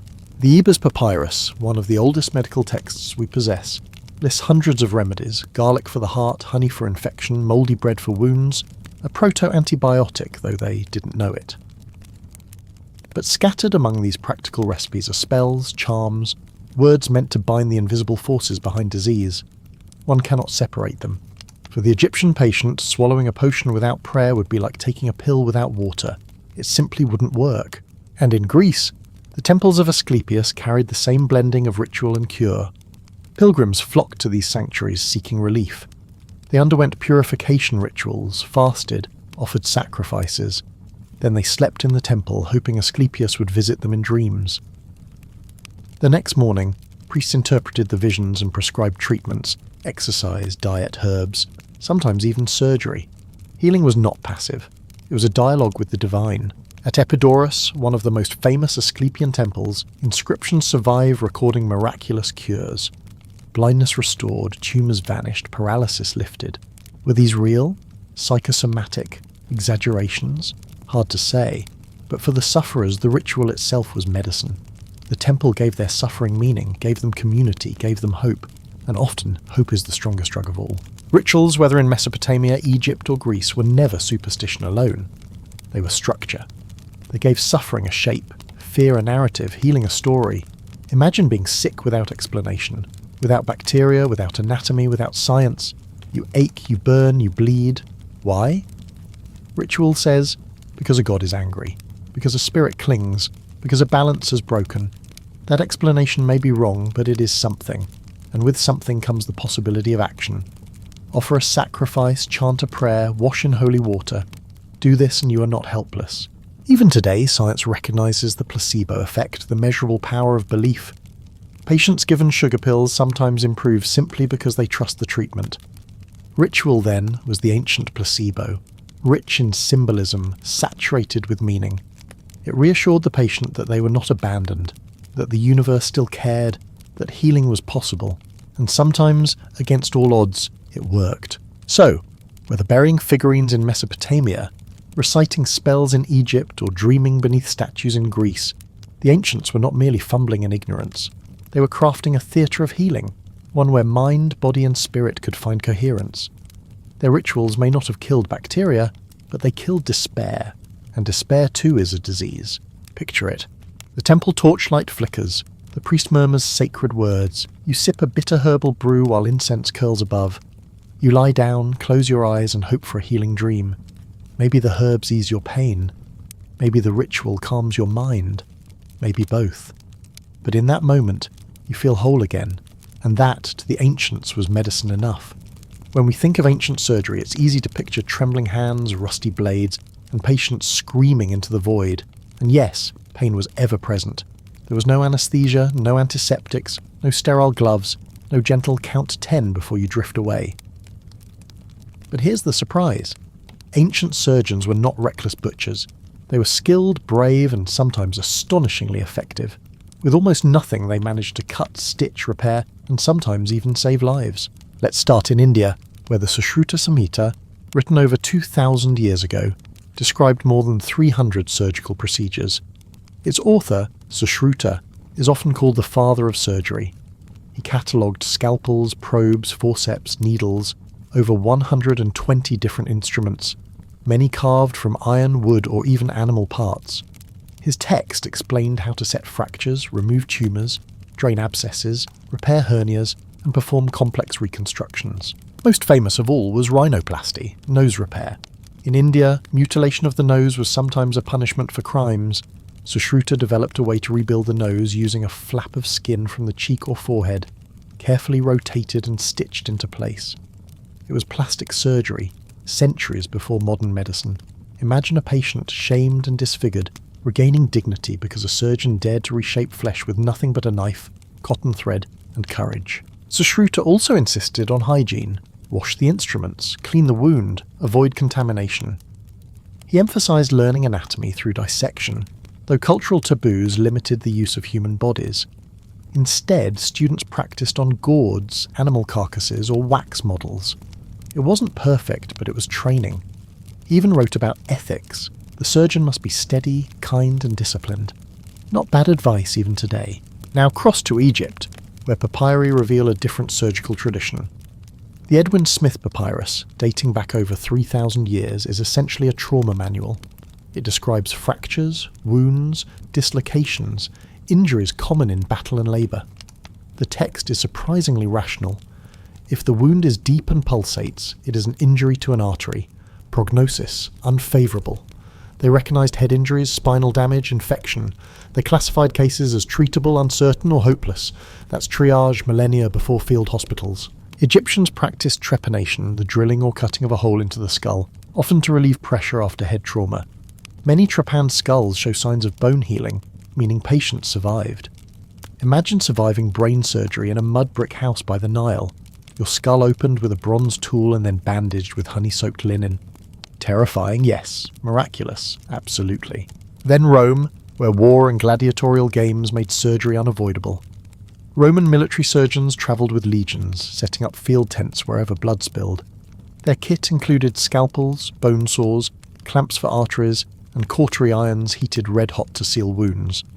They stitched torn flesh with linen thread, sometimes even using ants whose jaws clamped wounds shut before the body of the insect was snipped away, a kind of living surgical staple. Gladiator schools were hospitals as much as arenas. Surgeons tended cuts, gashes, broken bones, doing everything to keep fighters alive for the next match. Imagine patching up a man gashed by a trident, sewing muscle and skin with no pain relief but wine or opium, then sending him back into the ring weeks later. Brutal, yes, but also a laboratory of anatomy. These men became living textbooks, their scars the footnotes of medical history. But surgery was always the last resort. Without anaesthesia, every cut was agony. Without antiseptics, every wound risked infection. Surgeons had to weigh the pain against the chance of survival. Too cautious, the patient died untreated. Too bold, the patient died screaming. Only the most skilled, the most disciplined could navigate this razor's edge. And yet, some succeeded. In Peru, long before European contact, trepanation reached an astonishing level of sophistication. Archaeologists have found hundreds of skulls with holes cut cleanly into them, many with clear signs of healing. Survival rates in some regions exceeded 80%. Their tools, stone knives, obsidian blades, herbal anaesthetics like coca leaves, their patients, often warriors with head injuries. Somehow, without steel or microscopes, they managed what even 19th century European surgeons struggled to achieve. Across the world, in every culture, surgery arose not because people sought it, but because life demanded it. Battle, accident, punishment, disease. Flesh tore, bones broke, and desperate hands had to mend them. From bamboo knives in Asia to obsidian blades in the Americas, from bronze scalpels in the Mediterranean to sharpened shells on Pacific islands, the story repeats, necessity-forged surgeons. Picture yourself on the table. A healer bends over you, knife in hand. There is no anaesthesia, just a leather strap to bite. Your friends hold you down. The cut begins. Pain sears, blinding, total. You scream, thrash, nearly faint. And then it is done. The wound is stitched. Honey or resin seals it. A poultice covers it. Days later, against all odds, you live. And in that survival is something heroic. Not only your endurance, but the healer's skill. Surgery in the ancient world was not gentle. It was not clean. It was not safe. But it was brave, and in its raw courage, it laid the first stepping stones toward the sterile operating rooms of today. Every cut, every stitch, every survival was a victory against chaos. Step into a modern hospital. The lights are bright, the floors polished, the machines humming with invisible power. Doctors wear masks, gloves, and coats as white as marble statues, though far less forgiving of coffee stains. You're surrounded by beeping monitors, robotic arms and computers that can map your entire body in 3 dimensions. It feels sterile, scientific, rational, and it is. But here's the secret. The ghosts of ancient healers still linger in every corner. Consider the Hippocratic Oath. More than 2,000 years after Hippocrates muttered about humours and bleeding, his name remains on the lips of every new doctor. They no longer swear to Apollo or Asclepius, but the spirit is the same. Do no harm, respect the patient, honour the craft. Even in an age of genetic engineering and AI diagnostics, the words of a Greek physician scribbled on papyrus still echo. Or think of surgery. Today we have anaesthesia. You drift into darkness counting backwards, and when you wake up your appendix is gone, your knee repaired, your heart patched. No screaming, no leather strap, no burning iron. But the principle is the same as Sushruta's, as Galen's, as the Peruvian shamans. Cut, repair, stitch, hope. Only now the tools are sharper, cleaner, smarter. Robotic arms like the Da Vinci system can perform delicate operations with precision a human hand cannot match. Surgeons sit at consoles, moving joysticks, their motions translated into micro-movements inside a patient's body. Ancient bronze scalpels have become steel instruments finer than a hair, guided by cameras thinner than a straw. And yet, even with all this, some things haven't changed. Infection still lurks, mistakes still kill, pain, though masked, still waits. Surgery remains dangerous, miraculous, terrifying. It is still a gamble, though the odds are far better than in a gladiator's tent. Medicine too has expanded beyond the imagination of the ancients. Germ theory revealed that tiny organisms, not angry gods, cause disease. Antibiotics turned infections from death sentences into inconveniences. Vaccines trained the body like soldiers, drilling the immune system in advance. Imaging let us peer inside the body without cutting. X-rays, MRIs, CT scans, ultrasounds. We can map a beating heart, trace the sparks of thought across a brain, and even edit the genetic code of an embryo. To the ancients, this would seem sorcery. To us, it is Tuesday. And yet, for all our progress, fragments of the old world cling. We still speak of balance, diet, lifestyle, stress. We still light candles for the sick, pray for healing, trust in rituals that comfort more than cure. Alternative medicine thrives. Acupuncture, Ayurveda, herbal teas, sometimes mocked, sometimes embraced, but always persistent. Even the placebo effect, once dismissed as fake, is now studied with reverence. Leaf heals, meaning matters. The ancients knew this, even if they dressed it in myth. Walk into a modern pharmacy. Shelves sag beneath pills for every ache, every mood, every fear, and yet next to them, bottles of echinacea, ginseng, turmeric, plants known to shamans long before science. Herbal teas claim to soothe stress, garlic capsules to strengthen the heart, honey lozenges to calm the throat. It is as if the forest still whispers in the fluorescent aisles, refusing to vanish. Look at mental health. Ancient healers saw soul loss, curses, imbalance. Modern psychiatry sees trauma, depression, anxiety, different names, same truth. The mind suffers as much as the body. Therapy rooms are our sweat lodges, counsellors our shamans, antidepressants our sacred herbs. We still search for meaning in our suffering, still crave ritual, still heal best when connection returns. And what about the future? Artificial intelligence diagnosing cancers before human eyes can spot them? Genetic editing promising to erase inherited disease or create new inequalities? Nanobots envisioned to swim through our veins, repairing cells. Immortality whispered in the corridors of biotech. The ancients dreamed of gods granting eternal youth. We dream of Silicon Valley engineers doing the same. Different robes, same longing. So the story comes full circle.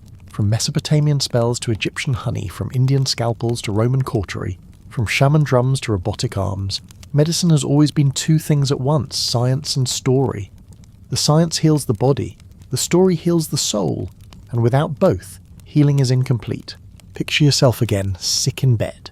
Today the doctor brings antibiotics, IV drips, a surgical plan, but your grandmother still whispers a prayer. A friend lights a candle. You sip tea made from herbs older than civilization, and somehow the combination feels right. Because you're not just a machine of organs, you're a human being tangled in myth, memory and meaning. The ancients would not understand our microscopes, we would not understand their gods, but across time we share the same cry. Help me, heal me, make me whole again.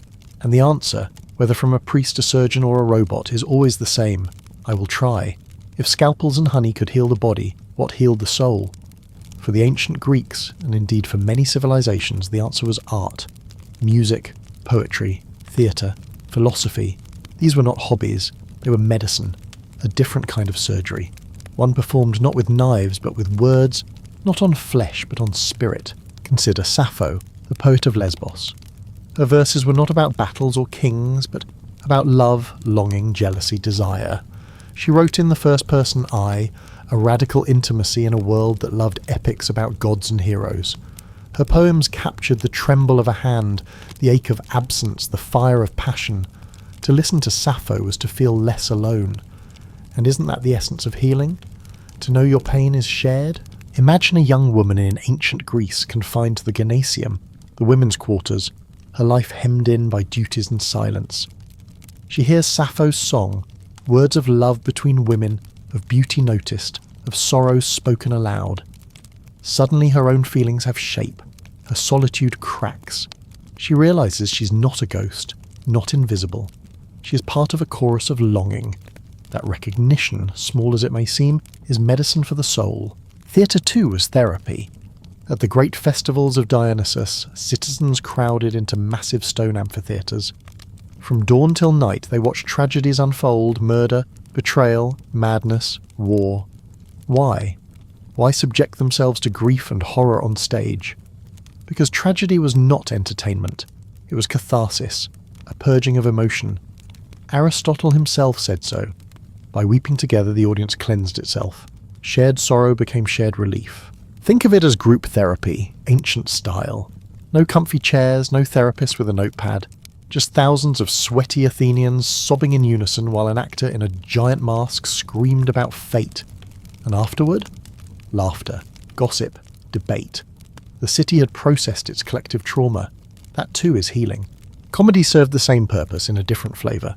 Aristophanes mocked politicians, philosophers, even the gods. Imagine Saturday Night Live performed in togas, with giant phallus props and choruses singing dirty jokes. Absurd, yes, but also vital. Laughter breaks fear, satire deflates arrogance. The polis left the theatre not just entertained, but recalibrated. Power had been questioned, balance restored. Philosophy too claimed to heal. Socrates, Plato, Aristotle, they weren't just thinkers. They were physicians of the soul. They asked questions meant to probe, to unsettle, to strip illusions away. Painful? Certainly. Who enjoys realizing they don't know what justice is, or that their cherished beliefs collapse under scrutiny? But like surgery, philosophy cut in order to cure. The examined life, Socrates said, was the only life worth living. He saw ignorance as a disease. His questions were scalpels, his dialogues, prescriptions. Of course, not everyone agreed. Some Athenians found him so irritating they sentenced him to death. But even in his hemlock, Socrates framed his death as a lesson. The soul mattered more than the body. He was a physician until the end. Fast forward to Rome. Stoics like Epictetus and Marcus Aurelius described philosophy explicitly as therapy. The world will hurt you, they said. People will insult you, fate will break you, death will take you. But you can still control your mind. Focus on what is in your power. Release what is not. These were not abstract musings. They were mental exercises practiced daily as prescriptions against despair. And here's the fascinating part. Modern psychologists have rediscovered much of this. Cognitive behavioral therapy, one of the most effective treatments for anxiety and depression, is essentially updated Stoicism. Change your thoughts and you change your feelings. Marcus Aurelius could have billed insurance for it. So we see that in the ancient world, medicine came in many forms: herbs, scalpels, honey, but also poems, plays, philosophy. Both kinds sought the same goal: harmony, balance of body, balance of mind. If a fever was cured by willow bark, loneliness might be eased by song. If a wound closed under linen, grief might be soothed by theatre. Healing was never only physical. And isn't that still true today? We go to hospitals for antibiotics. But we also go to concerts, movies, therapy sessions, yoga classes. We still crave catharsis. We still need laughter to cut pain, stories to make sense of suffering, philosophy to calm our restless minds. We still use art as medicine, though we rarely admit it. So picture yourself in Athens, 5th century BCE. You've survived stale barley bread for breakfast, sweated through your tunic in the agora, dodged a philosopher's questions about justice, and now you sit in a stone theatre. The chorus sings, the actor cries.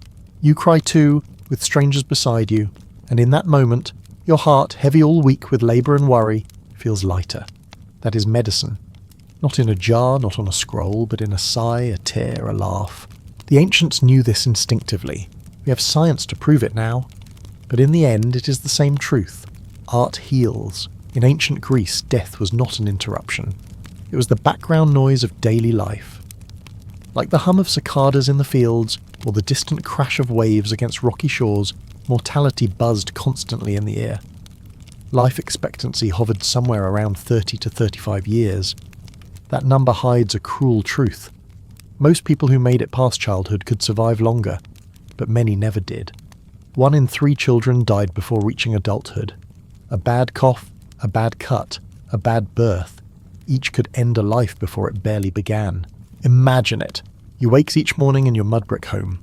The sun bakes the walls until they sweat heat back into your bones. You step outside to fetch water from the fountain. Along the way, you pass a funeral procession. Men carrying a body wrapped in linen, women wailing with practiced grief. It isn't unusual. It isn't even shocking. It's Tuesday. The plague of Athens during the Peloponnesian War made this truth undeniable. Crowded quarters, open sewers, communal wells, disease spread like wildfire. Thucydides, the historian, described it with chilling detail: fever, bleeding, unquenchable thirst, ulcers, despair. He himself caught it, somehow survived, and wrote that men ceased to fear gods or laws because death struck randomly. Imagine living in a city where every cough in the agora might be the beginning of an epidemic, where democracy, philosophy, empire all seemed fragile next to a single invisible plague. And if pestilence didn't claim you, war might. Military service wasn't a choice for free men, it was duty. Spartan boys trained from childhood, beaten and starved into warriors. Athenian youths drilled in formation, shield to shield, learning that their own survival depended on the steadiness of the man beside them. Wars came often, sometimes against Persia, sometimes against Sparta, sometimes against your neighbour over trade routes or wounded pride. Peace was merely the breath between battles. Picture yourself as a farmer in Attica. One year you're ploughing barley, the next you're handed a spear and told to march. You don't own armour. You hope your shield is thick enough and your sandals last long enough. And if you fall, perhaps your family can afford a gravestone carved with your name and a few flattering words. Perhaps not. You might be dumped outside the city walls, unmarked, forgotten. The Greeks believed that unburied souls wandered eternally, never finding rest. Imagine the fear, not just of dying, but of dying wrong. For women, mortality lurked in childbirth. No sterile rooms, no antiseptics, no pain relief. Just midwives, herbs, whispered prayers.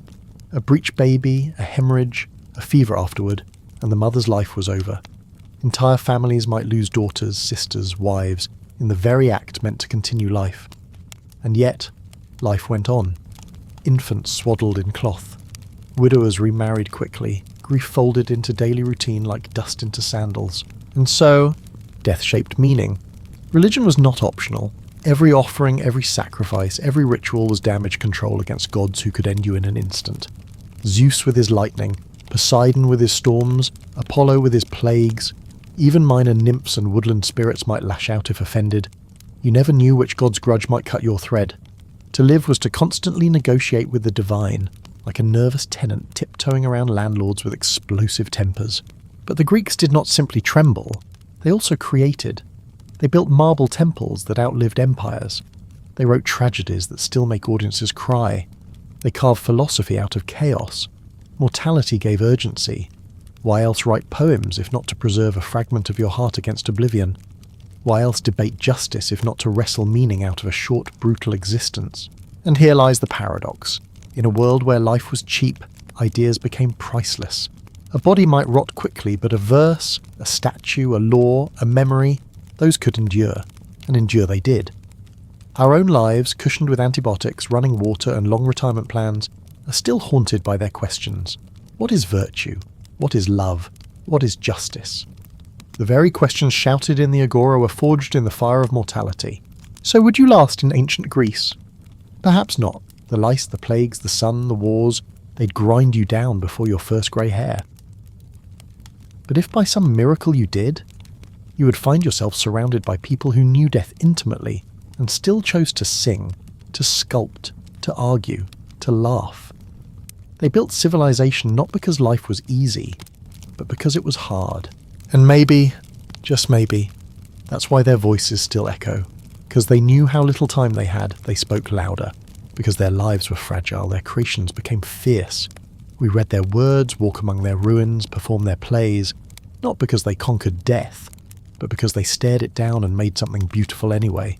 So when you close your eyes tonight, safe in your climate-controlled room with antibiotics in the cabinet and doctors a phone call away, remember this. The Greeks slept on straw mats, woke to funeral processions, and still managed to invent democracy, philosophy, and theatre. Mortality was their constant companion. Meaning was their rebellion. And in that rebellion, they became immortal. In theory, ancient Greek religion was about harmony with the divine. In practice, it was constant crisis management with gods who behaved more like moody aristocrats than serene cosmic beings, Imagine living every day under the rule of celestial landlords who could ruin your harvest because you forgot to burn a goat thigh in their honour, or sink your ship because you poured the wrong wine into the sea. The Olympians were powerful, yes, but peaceful? Hardly. Zeus, king of the gods, was armed with lightning bolts and a habit of romantic scandals that ruined mortal lives. Hera, his queen, was the goddess of marriage, and also the goddess of making other women miserable whenever Zeus strayed, which was often. Poseidon could calm the seas, but just as easily drown your fleet out of spite. Apollo offered music, medicine, and plagues, sometimes all in the same week. Athena gifted wisdom, but also turned unlucky mortals into spiders for minor slights. Artemis loved animals, but might shoot you for hunting the wrong one. Ares delighted in bloodshed. Hades waited with patience. And Dionysus, well, he threw the best parties, but you risked madness if you skipped them. Religion wasn't about love. It was about survival. Every crop planted, every journey taken, every child born, each required a ritual, a sacrifice, a whispered prayer. Forget one, and you might face famine, disease, or divine revenge. Festivals were less about joy and more about insurance premiums. Better pour out some wine for Demeter before sowing the field. Better sacrifice a bull before battle. Better light incense before sailing. The gods kept score, and they never forgot. Worse, their grudges weren't always yours. Maybe your grandfather offended Apollo 3 decades ago. Maybe your cousin mocked Artemis in a drunken boast.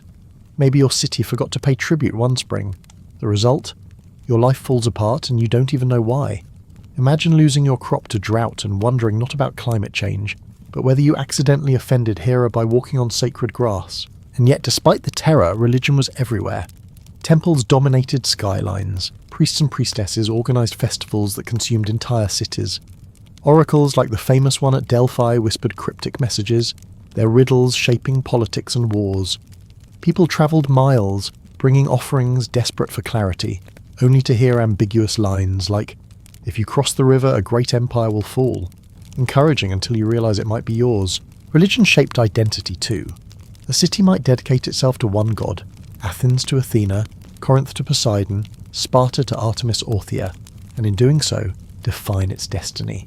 Your god wasn't just worshipped, they were the brand ambassador of your polis. Wars were fought in their name, festivals honoured them, victories were attributed to their favour, defeats to their wrath. Imagine every Super Bowl halftime show crossed with divine wrath, and you have a Greek festival. At home, families kept small altars, bread, wine, olive oil. Daily offerings were a routine. Children learned prayers as early as they learned words. Rituals accompanied everything from meals to marriages. Even childbirth required appeasing Eileithyia, the goddess of labour. Death too was saturated with ritual. Coins placed with the body to pay Charon, the ferryman of the underworld. Forget the coin, and your soul wandered eternally. And here's the strange part. Belief wasn't about faith. No Greek doubted the gods existed. Their temples stood in marble, their myths explained storms, earthquakes, plagues. The question wasn't whether the gods were real, but whether they were in a good mood. Religion wasn't comfort, it was anxiety management. Picture yourself as a farmer. You pour wine on the ground for Demeter, mutter a prayer and plant your seeds, but the rain doesn't come. Was your offering too small? Was your neighbour's better? Did you say the wrong words? Or maybe Zeus just woke up cranky? There's no way to know. You can only keep offering, keep praying, keep hoping. The gods might listen, or not. And yet for all their cruelty, the gods gave meaning. Festivals were moments of community. Sacrifices tied people together.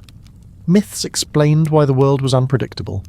Better to believe that Poseidon sank your ship in anger than to accept that chaos rules. At least with gods there was someone to blame. Even today we remember them. Their names cling to our planets, our companies, our stories. They fascinate us not because they were holy, but because they were human. Vain, jealous, passionate, cruel, loving. They mirrored us, exaggerated. And perhaps that was the point. To worship the gods was to confront humanity's own flaws, elevated to cosmic scale. So you see, ancient Greek religion was not a cosy comfort. It was a daily negotiation with unpredictable powers. And in that constant fear, the Greeks built rituals, myths, and festivals that still echo. They didn't believe because they wanted to. They believed because they had to. In every marble column, every shining temple, every eloquent speech about freedom and democracy, there was a shadow. That shadow was slavery. For the Greeks, slavery wasn't an awkward moral debate. It was simply normal. as normal as sandals, olives, or goat droppings on the street. Even modest households, not just the wealthy, often had at least one slave. To imagine ancient Greece without slavery would be like imagining Athens without the Parthenon. The stones might still stand, but the soul of the system would collapse. Slaves came from everywhere. Thracians, Scythians, Syrians, Egyptians, even fellow Greeks unlucky enough to be captured in war. Some were born into slavery, inheriting chains instead of property. Others were kidnapped by raiders and sold in bustling markets. Prisoners of war were marched in shackles behind triumphant generals, their fates sealed in auctions where bodies were priced like livestock. It was a thriving industry, and business was always good because the demand never ended. What did slaves do? Everything. They cooked meals, fetched water, ground grain, washed clothes, cared for children, carried shopping, cleaned homes. Some educated slaves taught grammar and math to their masters' sons. Others kept accounts, managed estates, or worked as scribes. Slaves rode the triremes that carried Athens to victory and mined the silver that paid for its democracy. Picture that for a moment. While Athenian citizens voted proudly in the assembly, their system was financed by slaves coughing and dying in the dark tunnels of the Laurian silver mines. Those mines were hell on earth. Narrow shafts, toxic dust, endless darkness. Children were sent in because they were small enough to crawl through the passages. Many never came out. Their labour minted the coins that paid for philosophers to discuss justice. Irony level, maximum. For wealthier households, slaves were silent presences in daily life. They stood in corners at banquets, pouring watered wine into clay cups. They carried torches at night, ran errands, bathed their masters. A wealthy citizen might own dozens, even hundreds. A poor farmer might own one if he was lucky. But the expectation was the same. Without slaves, society stalled. And what rights did slaves have? None. They were property. They could be beaten, branded, sold or killed with little consequence. Their testimony in court was only accepted under torture, because surely, the Greeks reasoned, a slave would only tell the truth if screaming it through pain. Freedom was rare. A few earned manumission, becoming freedmen, but even then they weren't truly free. They still owed loyalty to their former masters, still barred from citizenship, still excluded from politics. And the philosophers? Did they protest? Not really. Even Aristotle, often praised as the father of ethics, argued that some people were slaves by nature, born to serve, lacking the capacity for reason. This wasn't a fringe opinion, it was mainstream. The very thinkers who gifted the world democracy and logic simultaneously justified chains and whips. Yet slavery wasn't identical everywhere. Sparta, for example, had the Helots, a subjugated population of fellow Greeks forced to farm the land so Spartan warriors could spend their lives training for war. The Helots were so numerous and so resentful that Sparta lived in constant fear of revolt. They were beaten ritually to keep them submissive. Imagine that, a state where annual humiliation of slaves was an institution. And still, without slaves the Greek miracle would have withered. The Parthenon would not have risen. Plays would not have been staged. Philosophers would not have lounged in the agora debating truth. Democracy would not have been funded. Behind every statue of a god, every ode to freedom, were hands in chains. So would you last a day in ancient Greece? Perhaps you dream of being a citizen, striding into the assembly, shouting your opinions. But odds are you'd be a slave. Or at least owned by someone who was. You'd be cooking their barley bread, rowing their ships, mining their silver. You'd be invisible in life and voiceless in death. And yet, in a twisted way, slaves shaped history too. Their labour built the foundations of culture. Their silence echoed in the spaces philosophers filled with words. Their suffering was the soil from which democracy grew. Without them, the story of Greece would not exist. But because of them, that story is stained. The Greeks gave the world democracy, ethics, and theatre, but they also gave us slavery justified as natural. And that paradox, the light standing on the shoulders of darkness, is what makes their civilization both brilliant and brutal. When people today say ancient Greece gave us democracy, they usually imagine something noble. Citizens gathered under blue skies, debating the future of their city with wisdom and fairness, laying the foundation for modern freedom. And yes, technically Athens was the birthplace of democracy. But before you start applauding, let's look closer. The truth is less glowing marble, more cracked clay. First, who actually counted as a citizen? Not you, unless you were a male, born of Athenian parents, over 18 and free. Women? out. Foreigners, called metics, out. Slaves, definitely out. Children, out. When you add up all those exclusions, nearly 90% of the population had no political voice at all. So the cradle of democracy was really a very small crib, guarded by a very exclusive club of sunburned men in sandals. If you were part of that lucky 10%, participation was not optional. Politics wasn't something you watched from the sidelines. You had to show up. The assembly, the ecclesia, could gather thousands of men at once. They debated laws, voted on war, judged crimes, even decided whether to ostracize someone too powerful. Imagine town hall meetings where everyone had a megaphone, no one had a mute button, and at the end you could exile your loudest neighbour for 10 years. No professional politicians existed. Every citizen was part legislator, part jury member, part amateur policymaker. Positions of authority were often assigned by lottery. That meant your fishmonger could end up overseeing the treasury. Your uncle who still believed in sea monsters might be chosen to run military logistics. Qualifications? Irrelevant. It was democracy, not meritocracy. And if someone got too popular, too successful, or too smug, the people could vote them into temporary oblivion. Ostracism, cancel culture, 2,500 years before Twitter. Still, the Athenians were proud of it. To them, democracy meant freedom from kings and tyrants. Every man could speak, every man could vote. But every man was a very precise term. Women, even wealthy ones, couldn't step foot into the assembly. Foreigners who paid taxes and served in the military? Silenced. Slaves who mined the silver that funded the democracy? Silenced. This wasn't government by the people. It was government by some people.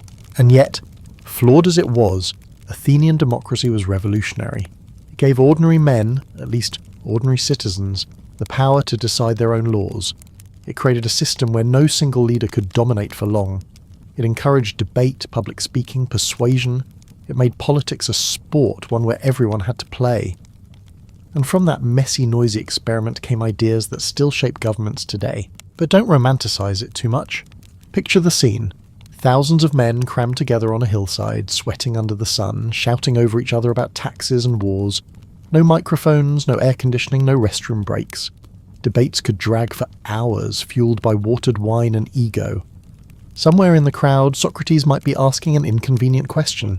Somewhere else, a farmer is dozing off, dreaming of figs. Democracy was messy, loud, and deeply human. And it was dangerous too. The same system that praised free speech executed Socrates for corrupting the youth. The same assembly that boasted of equality condemned entire islands to massacre during the Peloponnesian War. Decisions were swayed by passion, persuasion, sometimes outright bribery. There was no constitution, no Bill of Rights, no checks and balances. The people's will could be wise one day and murderous the next. So yes, Athens gave the world democracy, but don't picture a shining beacon of liberty. Picture instead a rowdy club meeting, membership restricted, agenda unpredictable, and consequences often fatal. Still, for all its flaws, it was something new. It was a system where power flowed not from kings, but from citizens. And once that idea was born, it could not be killed. You wouldn't last a day in the Athenian assembly. The sun would burn you, the shouting would deafen you, and the smell, thousands of men packed together in tunics that hadn't seen water in months, would overwhelm you. But those men, imperfect and exclusive as they were, left us a legacy. They built a democracy not for everyone, but for themselves. And in doing so, they cracked open a door that the rest of the world would one day push wide.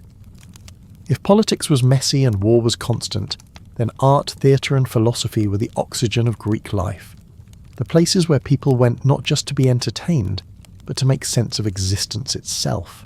Start with theatre.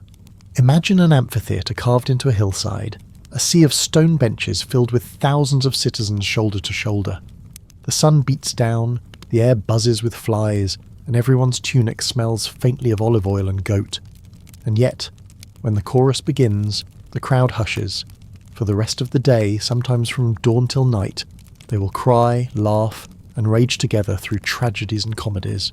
Tragedy was not entertainment in the way we think of it. It was medicine. The Greeks believed in catharsis, the purging of emotions.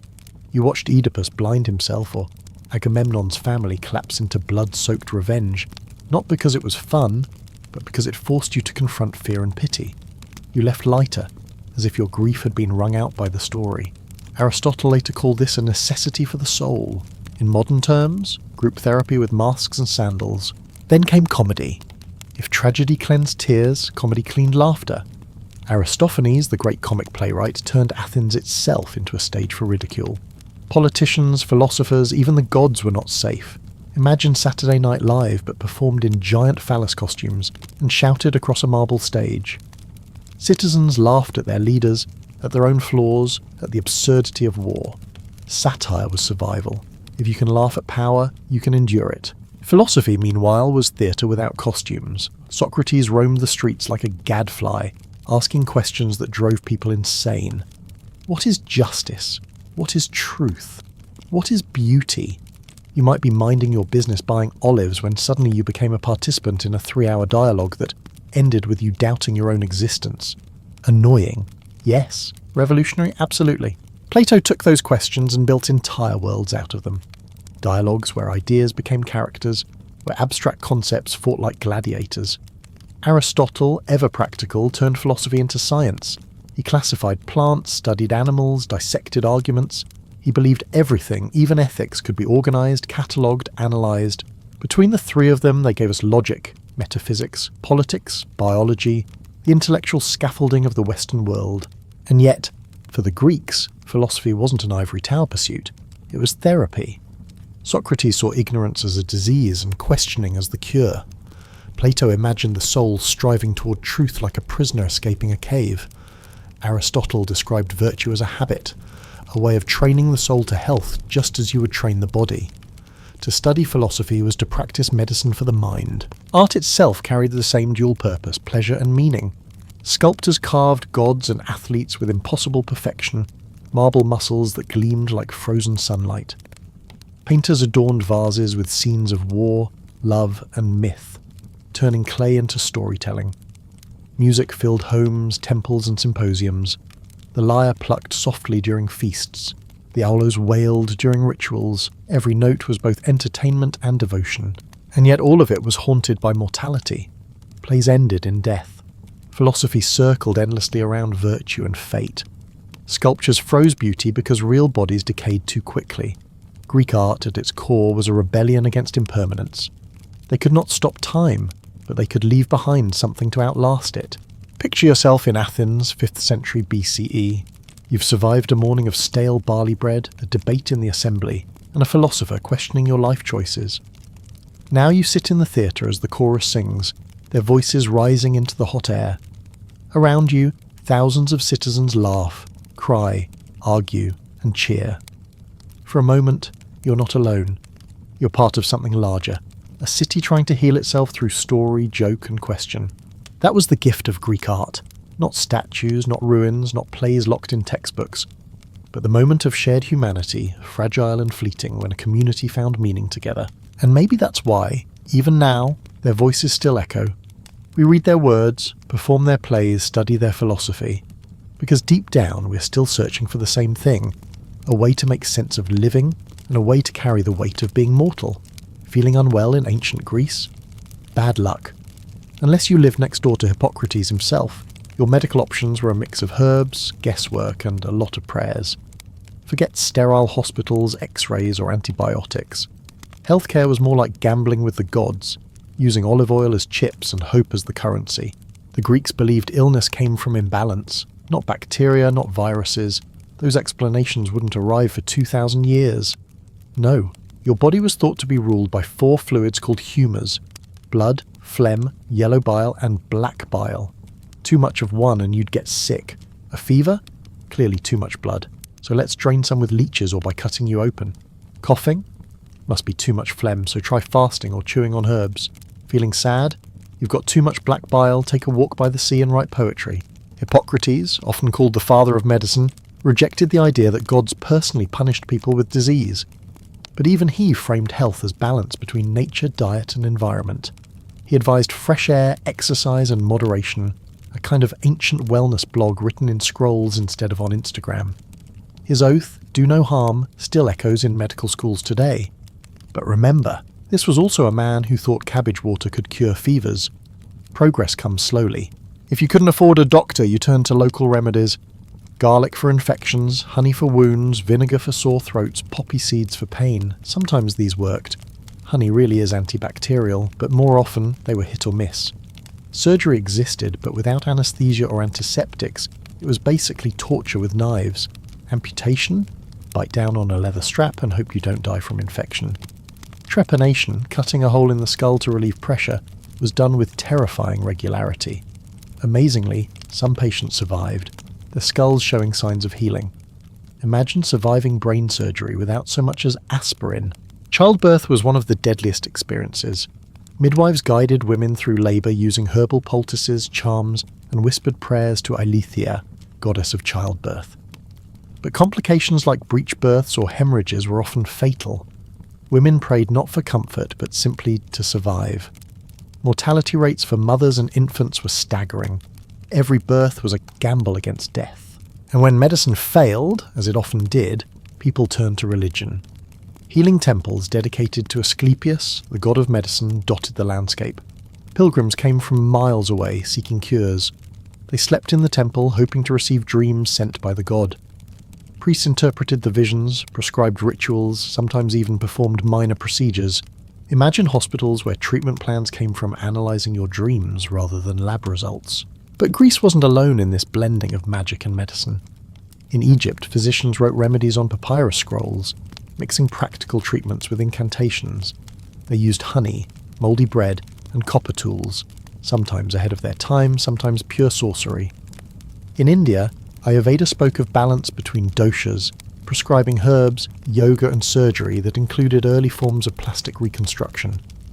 In China, doctors traced the flow of qi, using acupuncture, herbs, and breathing exercises to restore harmony. Across the world, illness was never just physical. It was spiritual, emotional, cosmic. Greek doctors borrowed freely from these traditions. They experimented with herbs, observed patients, kept records. But even in their most rational moments, they couldn't fully separate science from superstition. A man with a fever might be treated with a diet change and bloodletting, but he'd also be told to make an offering at a temple just in case Apollo was annoyed. So would you survive being sick in ancient Greece? Probably not. Simple infection could kill you. Childbirth was a lottery. Plagues swept through cities unchecked. But if by some miracle you did survive, you'd walk away with scars, strange remedies, and a deep respect for honey, garlic, and divine mercy. And yet out of this mix of herbs and prayers came the first steps toward modern medicine. Observing patients, searching for causes beyond gods, writing down symptoms. These fragile beginnings planted the seeds of the medicine we know today, even if most of the time it was still garlic compresses and desperate prayers. So next time you pop an aspirin or schedule a surgery, whisper a thank you to the Greeks. They didn't heal many people, but they at least began to ask the right questions. And in a world where death waited around every corner, even questions were a kind of cure. If you thought life was hard for men in ancient Greece, wait until you hear about the women. In most Greek city-states, especially Athens, women had fewer rights than a clay pot. Actually, scratch that. The pot at least could be sold, displayed, and sometimes even admired. Women. They were expected to remain invisible. From the moment a girl was born, her fate was sealed. Her education, if she had any, focused not on philosophy, rhetoric, or politics, but on domestic skills. She learned to spin wool, weave cloth, grind grain, bake bread, fetch water, raise children. Arithmetic? Optional. Reading? Maybe if her family was unusually progressive, but Plato's Republic wasn't written for her eyes, and Aristotle certainly wasn't asking her opinion on ethics. Her social life was just as limited. Women rarely left the home without a male escort. If they appeared in public too often, tongues wagged. Whispers started. Was she a courtesan? Was she scandalous? Respectable women stayed in the gymnasium, the women's quarters.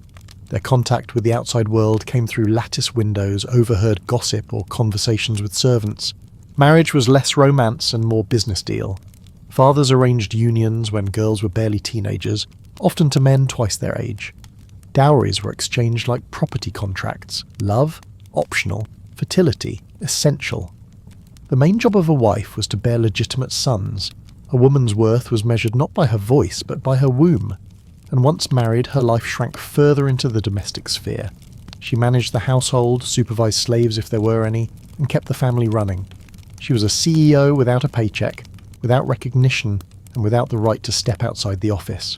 Even meals reminded women of their second-class status. Men dined together, often reclining luxuriously at symposiums, those famous drinking parties where politics, poetry, and philosophy flowed with watered wine. Women?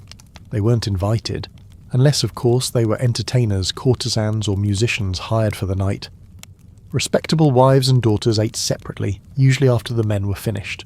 Contrast that with Spartan women, and you see just how different things could be. Sparta, obsessed with warfare, gave women unusual freedoms. Girls were educated, trained in athletics, even encouraged to speak boldly. They could own land, inherit wealth, and manage property. But before you envy them, remember, their main duty was still reproductive. Spartan women were expected to produce strong warriors for the state. Marriage was a state contract, childbirth a civic duty. Liberation? Not exactly. Just a different kind of chain, painted with military pride. Religion offered women some of the few opportunities to step into public life. Festivals dedicated to goddesses like Athena, Artemis, or Demeter allowed women to parade, sing, dance, and perform rituals. As priestesses, some women held respected roles, their voices carrying divine authority. But these moments were exceptions, not rules. The rest of the time, silence was their duty. And then there were the contradictions. Greek myths celebrated powerful goddesses: Athena, goddess of wisdom; Artemis, goddess of the hunt; Hera, queen of the gods. These female deities were commanding, respected, even feared. Yet real women were barred from politics, philosophy, and most public spaces. The gap between myth and reality was as wide as the Aegean.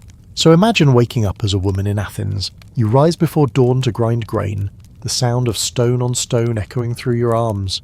You fetch water from the public fountain, balancing heavy clay jars, hoping not to trip.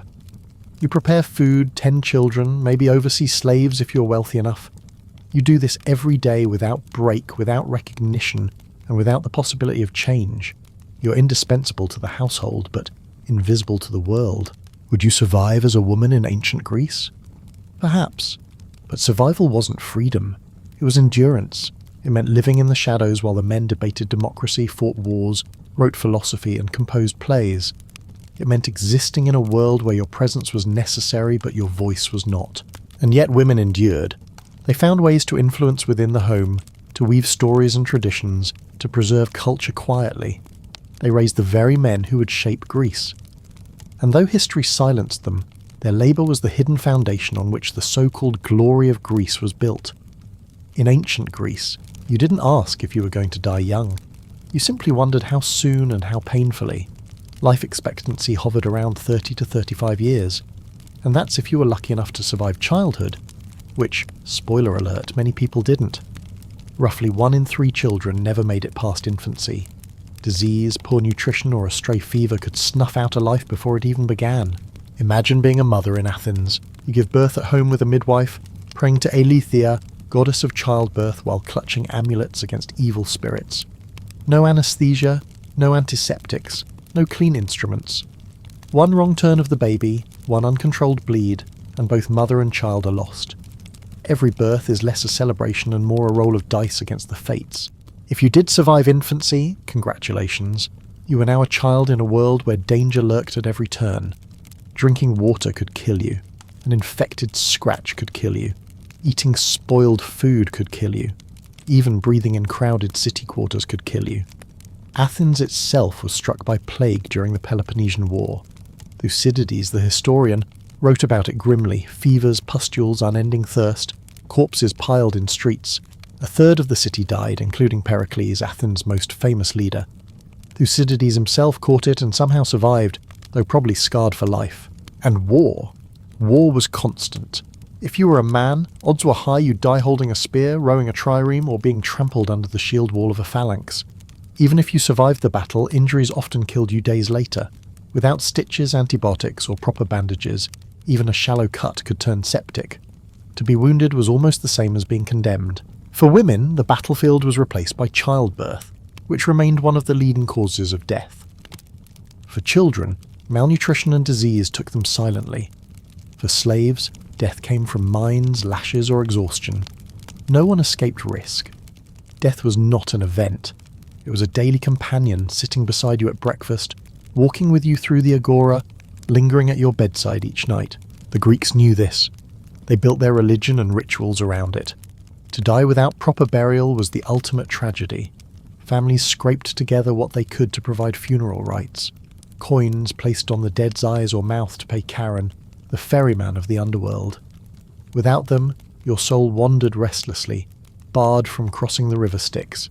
Imagine being doomed to eternal limbo just because your cousin was too cheap to cover funeral costs. And yet, despite constant death, the Greeks still built, still created, still debated. They sang of heroes in epic poems, carved gods into marble, staged plays that tore hearts open. Maybe it was because life was so short that they tried so hard to fill it with meaning. Picture this. You're a young soldier marching into battle against Sparta. You've trained for years, but your armour is borrowed, your shield dented, your spear splintered. You know most men won't come back. You march anyway. Because in Greece, death wasn't failure, it was expectation. What mattered was how you met it. Did you fight bravely? Did you honour your city? Did you earn a gravestone praising your courage? Glory was the only insurance policy. Would you last a day in ancient Greece? Maybe. But would you last a lifetime? Almost certainly not. Between plagues, childbirth, war, infections, and the occasional god smiting you for forgetting an offering, your chances were slim. You wouldn't live long enough to retire, to grow old, to complain about taxes. Life burned fast, then ended abruptly. And that's the paradox. In a world where death came early and often, the Greeks still left behind works that lasted thousands of years. Their temples still stand. Their plays are still performed. Their philosophy still shapes thought. They lived short, but they built long. So yes, you'd probably die before your hair turned grey. But while you lived, you'd walk streets echoing with debate, watch tragedies under the stars, pray to gods who might or might not care, and carry water that might or might not kill you. Death was everywhere, but so was life, vivid and urgent. In theory, ancient Greek religion was about harmony with the divine. In practice, it was more like living with an unpredictable landlord who could strike you with lightning for forgetting to water the plants. The Olympians weren't peaceful, all-loving deities. They were a divine soap opera, filled with jealousy, grudges, affairs, and cosmic tantrums. Zeus, king of the gods, hurled thunderbolts when displeased. Hera, his wife, specialised in making mortal women miserable, especially if Zeus had taken an interest in them. Athena might bless you with wisdom, or turn you into a spider for one bad weaving competition. Poseidon could calm the seas one day and sink your ship the next because you forgot to pour out a wine offering. Apollo inspired poets, yes, but he also sent plagues. Artemis guarded purity but casually unleashed bears on people who crossed her. And Dionysus? Well, Dionysus could throw a great party, but you might end up tearing someone apart in a drunken frenzy. Religion wasn't weekly worship. It was daily survival. Every meal, every journey, every civic event required ritual. Before planting crops, you prayed to Demeter. Before sailing, you offered wine to Poseidon. Before going to war, you sacrificed to Ares, hoping he'd notice between blood-soaked feasts. Festivals filled the calendar. Sacrifices, dances, athletic contests, plays, processions. Cities poured enormous resources into temples and rituals, not because they were devout in the modern sense, but because they were terrified of what happened if they didn't. The gods weren't just cosmic overseers. They were petty, personal, and easily offended. Maybe your grandfather forgot a sacrifice 50 years ago. Well, congratulations. Your crops are cursed until further notice. Maybe you accidentally stepped into a sacred grove. You could end up blind, lame, or worse. Even dreams weren't safe. A god could punish you for something you said while asleep. The boundaries between divine and mortal were thin, and crossing them by accident could ruin your life. And yet people loved these gods. They were carved into marble, painted onto vases, sung about in hymns. Their temples rose above cities as landmarks and reminders. To worship wasn't about morality. It was about reciprocity. You gave offerings, they gave blessings. You failed, they punished. It was less faith and more constant negotiation with supernatural powers. At the same time, gods were everywhere, not just on Olympus. Nymphs haunted rivers, dryads lived in trees, satyrs danced in forests. Every rock, stream and shadow could contain a spirit. Step wrong, speak wrong, trespass unknowingly, and suddenly you had a curse. Imagine trying to live in a world where every stone might be divine property and every breeze might carry an offended spirit. But here's the irony. For all the fear, Greek religion also bound society together. Festivals like the Panathenaea in Athens weren't just rituals, they were massive civic events. Plays at Dionysian festivals shaped culture.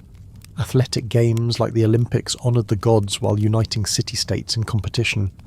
The rituals created rhythm, a sense of belonging. In fearing the gods together, Greeks also found community. Would you last in this world of capricious gods? Probably not. You'd forget one offering, spill wine at the wrong time, or insult the wrong statue, and suddenly find yourself struck by disease, storm, or divine humiliation. The gods didn't forgive. They didn't forget. And they certainly didn't care about human excuses.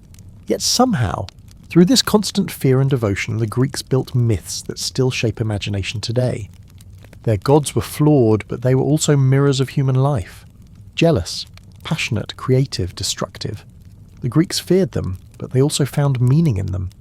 To worship was to admit that the universe was chaotic, and that the only way to survive was to respect its unpredictable powers. So you wouldn't last a day. But the Greeks, they endured sacrificing goats, pouring wine, singing hymns, and nervously glancing at the sky, always hoping the next lightning bolt wasn't meant for them. In ancient Greece, slavery wasn't a scandal. It wasn't a heated debate in the assembly or a moral dilemma whispered in philosophy schools. It was simply a fact of life, so ordinary that most Greeks could not imagine society without it. If you had a household, you probably had a slave. Even modest families owned one. To live without slaves was like living without sandals. Possible, but unthinkable. Slaves came from everywhere.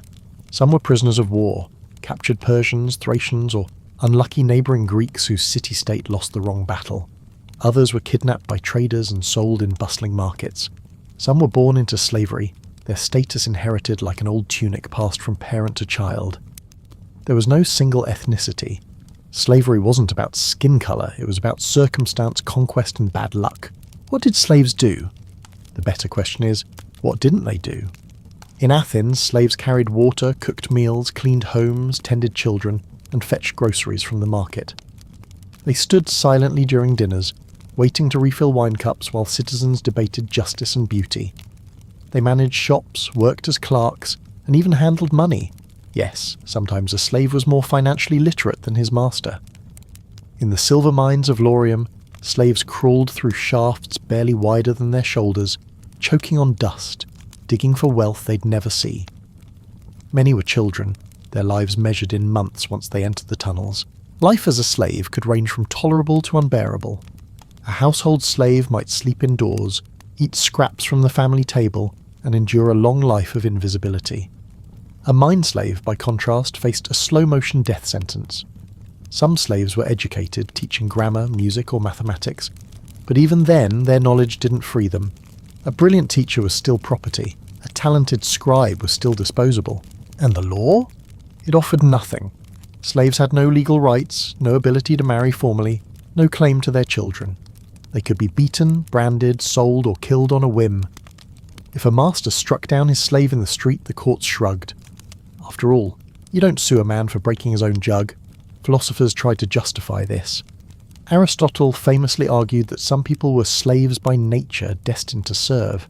He believed they lacked the rational capacity for freedom, a claim as insulting as it was convenient for the elite. Enlightening, isn't it?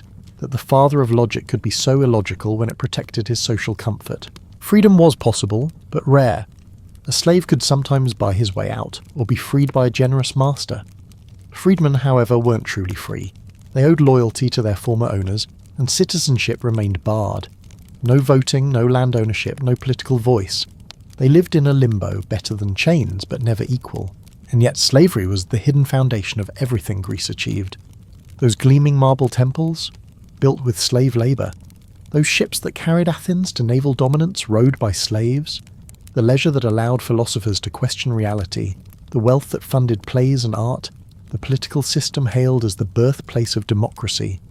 All of it rested on the backs of people who could not speak, who could not vote, who could not even hope. It's the great irony of Athens. The city that gave us democracy excluded 90% of its population. Women, foreigners, children, and above all slaves. While citizens voted in the assembly, thousands of silent hands worked in fields, kitchens and quarries to keep the city alive. Greek freedom was built on Greek unfreedom. Imagine yourself as a slave in Athens. Dawn breaks, you carry water jars heavier than your own body, praying you don't stumble. You cook a meal you'll never eat, sweep floors you'll never own, rock children who will grow up to command you. At night you collapse onto a thin mat, not to dream of freedom, but simply to rest enough to repeat tomorrow. You're invisible, necessary, and utterly expendable. Would you last a day as a slave in ancient Greece? Maybe. But would you endure a lifetime? Almost certainly not. And yet millions did. They endured because they had no choice. They endured because endurance itself was their only rebellion. When we celebrate Greece for its democracy, philosophy, and art, we must remember those achievements were balanced on the bent backs of slaves. They were the unseen, unremembered, uncredited architects of a civilization that denied their humanity. The Greeks built eternity, but for their slaves every day was eternity, long, grinding, silent. Athens is hailed as the birthplace of democracy, and yes, technically that's true. But before you get too excited, let's be very clear. If you lived there, you almost certainly wouldn't have qualified. Democracy in Athens wasn't rule by the people. It was ruled by a very specific club of sunburned men in sandals. To vote in the Athenian ecclesia, the Great Assembly, you had to meet 3 criteria. You needed to be male, born of Athenian parents, and at least 18 years old. That meant women, foreigners, metics, children, and slaves, who together made up nearly 90% of the population, were completely excluded. Imagine throwing a giant party advertising it as open to all, and then only letting in 1 out of 10 people. That was Athenian democracy. But if you were one of the chosen few, oh boy, you had work to do. Citizenship came with expectations. You didn't just vote occasionally, you were expected to participate constantly. The assembly met several times a month, sometimes with thousands of citizens gathered in the open air on the Nix Hill. There were no microphones, no comfortable chairs, no coffee breaks, just men shouting opinions about war, trade and taxes under the blazing sun. And here's the twist. There were no career politicians. Every eligible man was in theory part legislator, part jury member, part bureaucrat. Offices were often filled by lottery. Yes, actual lottery. Your fishmonger uncle could be chosen to manage the treasury. Your neighbour who believed in sea monsters might suddenly judge a murder trial. Qualifications, optional. Enthusiasm, expected. And if someone got too powerful, too famous, or just too annoying, well, Athens had a solution. Ostracism. Once a year, citizens could vote to exile someone for 10 years. No trial, no defence. Just write their name on a broken shard of pottery, drop it in the urn, and off they go. It didn't matter if the person was a war hero, a brilliant speaker, or the man who just saved Athens from invasion. Gratitude expired quickly. Themistocles, the general who defeated the Persians, was later ostracised. Aristides, nicknamed the Just, was so respected that one citizen admitted voting against him simply because he was tired of hearing how virtuous the man was. Brutal doesn't even begin to cover it. Yet for all its flaws, Athenian democracy was revolutionary. It gave ordinary men, well, some ordinary men, a voice in politics. Laws weren't handed down by kings, they were debated, amended, and voted on in the open. Juries of hundreds of citizens decided trials, taxes, military campaigns, trade policies, all shaped by collective shouting matches under the sun. It was messy, chaotic, and deeply unfair by modern standards. But it was also radically new. Imagine yourself there. You climb the Nix Hill at dawn, squinting into the sunlight, surrounded by thousands of fellow citizens. You listen to fiery speeches about raising taxes to build more triremes, about whether to go to war with Sparta again, about punishing a general who lost a battle. You might cast your vote on an ostracon, scratching a name into clay, knowing you might change a man's life forever. There's no anonymity, no secret ballots, just you, your shard of pottery, and the judgment of your peers. But remember, while you're doing this, 9 out of 10 people in Athens aren't. Women are at home, grinding grain, slaves are hauling water, foreign residents are running shops but barred from political voice. The glorious birthplace of democracy was a gated community. Freedom for the few, silence for the many. Would you last as a citizen in Athens? If you qualified, maybe. But the pressure was immense. Politics wasn't a hobby, it was a duty. Skip too many assemblies and people noticed. Speak poorly and you might be mocked for years. Speak too well and you might be exiled. It was a balancing act. Be involved, but not too involved. respected but not threatening. Democracy wasn't just power, it was a constant tightrope walk. And yet this messy system planted seeds that still grow today. The idea that laws should be debated, that citizens should vote, that leaders should be held accountable. All born here in the sweat and dust of Athens. Was it perfect? Absolutely not. Was it inclusive? Not even close. But it was a start. And sometimes a flawed beginning can echo louder than perfection. So the next time someone praises Athens as the cradle of democracy, remember, it was less a cradle and more a sandbox. A place where a small group of men experimented with power, argued endlessly, and occasionally exiled their best leaders for having nice hair. And yet, from that noisy hill, the idea of democracy stumbled into the world. Awkward, unfair, but alive. Feeling unwell in ancient Greece?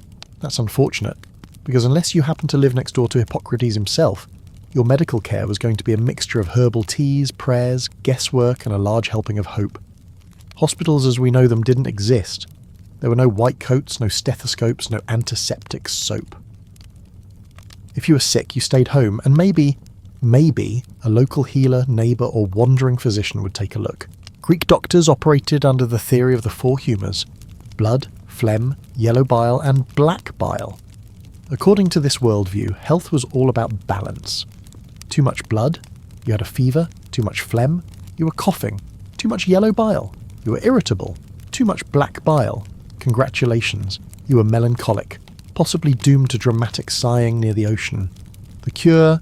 Adjust the balance, usually through bleeding, purging, fasting, or strange dietary restrictions. Imagine having a splitting headache.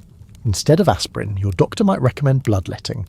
Out comes a knife or a leech, and suddenly your treatment looks more like a horror story. Feeling depressed?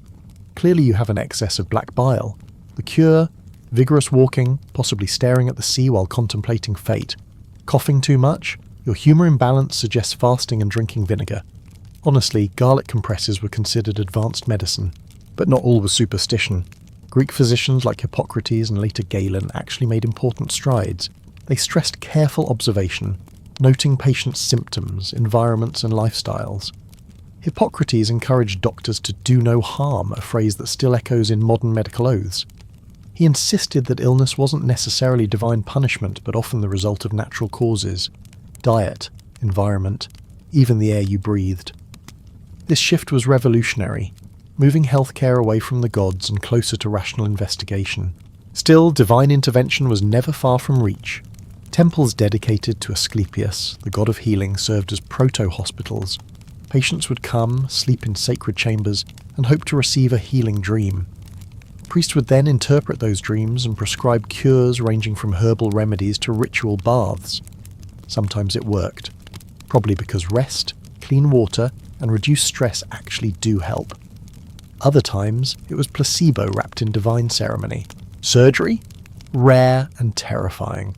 Without anesthesia or antiseptics, even minor operations were agonizing and often fatal. Tools included bronze scalpels, bone saws, and cauterizing irons heated in fire. Trepanation, drilling a hole into the skull, was performed to relieve pressure from head injuries. Astonishingly, some patients survived, as shown by skulls with signs of healing, but many didn't. Imagine biting down on a leather strap while someone bores into your head with a primitive drill. Welcome to neurosurgery, 400 BCE edition.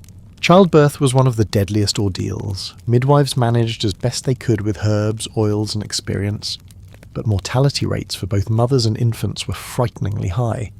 A breech birth, excessive bleeding, or a stuck shoulder often meant death. The gods were invoked constantly. Prayers to Artemis, protector of women in childbirth, mixed with herbal remedies and desperate hope. Dental care? Even worse. No toothbrushes, no toothpaste, some chewed twigs or rinsed with vinegar. Cavities and infections often led to tooth loss or fatal abscesses. Imagine living without modern dentistry. Your smile might not last past your 20s. And yet not all Greek medicine was primitive. They understood that clean air, exercise, and diet influenced health. They catalogued herbs like mint, garlic, and poppy for their effects. They recognized fevers, seizures, and infections as distinct conditions rather than random curses. Galen dissected animals to study anatomy and developed surgical techniques still admired centuries later. But for the average person, healthcare was less about doctors and more about resilience. You endured. You hoped your fever broke. You prayed your wound didn't fester. You rubbed olive oil on your skin, scraped it off with a strigil and called it hygiene. You survived if luck was on your side. Would you last a day with ancient Greek medicine? Possibly. Would you trust them to treat pneumonia, appendicitis, or a broken leg? Absolutely not. And yet, from these rough beginnings, modern medicine eventually grew. The Greeks laid down the first stones of observation, diagnosis, and rational care, even as they still prescribed cabbage water and goat dung poultices. So the next time you swallow an ibuprofen, thank the Greeks. They didn't cure your headache, but they started asking the right questions. And sometimes, in history, asking the question is the first step toward the answer. In ancient Greece, theatre wasn't just entertainment. It was a civic duty, a religious offering, and a marathon for the soul. Imagine filing into a massive open-air theatre carved into a hillside, shoulder to shoulder with thousands of fellow citizens, the Aegean breeze carrying the smell of olives and sweat. You're not there for a 2-hour comedy with popcorn. You're there from dawn until dusk, watching back-to-back tragedies, comedies and satyr plays. No bathroom breaks, no intermission, no snacks, unless you count chewing on a barley cake that tastes like sand. At the Great Dionysia Festival in Athens, plays were performed in honour of Dionysus, god of wine, madness and theatre. This wasn't optional fun, it was ritual. It was civic participation. Citizens were expected to attend, and the state even subsidised tickets for the poor. Theatre was how Athens processed its fears, sorrows and political debates. Through masks, music and chorus. The tragedies hit hardest. Picture the works of Aeschylus, Sophocles, Euripides, tales of kings destroyed by pride, families cursed for generations, gods punishing mortals for one wrong step. You didn't laugh, you wept. You sat there, 1,000 strong, crying together as heroes went mad, daughters were sacrificed, or families were torn apart. Theatre was catharsis, the purging of emotions through collective grief. Then came the comedies. But don't imagine light-hearted sitcoms. Aristophanes and his peers staged savage satire. Politicians, philosophers, entire city-states were mocked with merciless humour. Jokes about bodily functions were mixed with biting political commentary. Actors wore giant phallic costumes, masks with grotesque expressions, and platform shoes that made them look like walking caricatures. The chorus danced, shouted, sang, an ancient version of Twitter, only louder and more chaotic. And the audience? They weren't passive. They booed, hissed, threw food, argued with performers mid-scene. Theatre was democracy on stage. Messy, loud, and unforgettable. And at the end of the festival, plays were judged. A jury voted on the best performance. Imagine crying for hours over the fall of Agamemnon, only to discover the prize went to a bawdy comedy about flatulence and talking animals. That was ancient Greek theatre. But why did it matter so much? Because theatre was more than a show. It was reflection. It was philosophy disguised as entertainment. Tragedies forced audiences to confront fate, justice, and human weakness. Comedies allowed them to laugh at corruption, arrogance, and their own society's flaws. It was both mirror and escape, ritual and recreation. In a world where life was short and brutal, theatre gave shape to suffering, turning chaos into story. Would you last a day at the Great Dionysia? Probably not. You'd be sunburned, hungry, restless, and overwhelmed.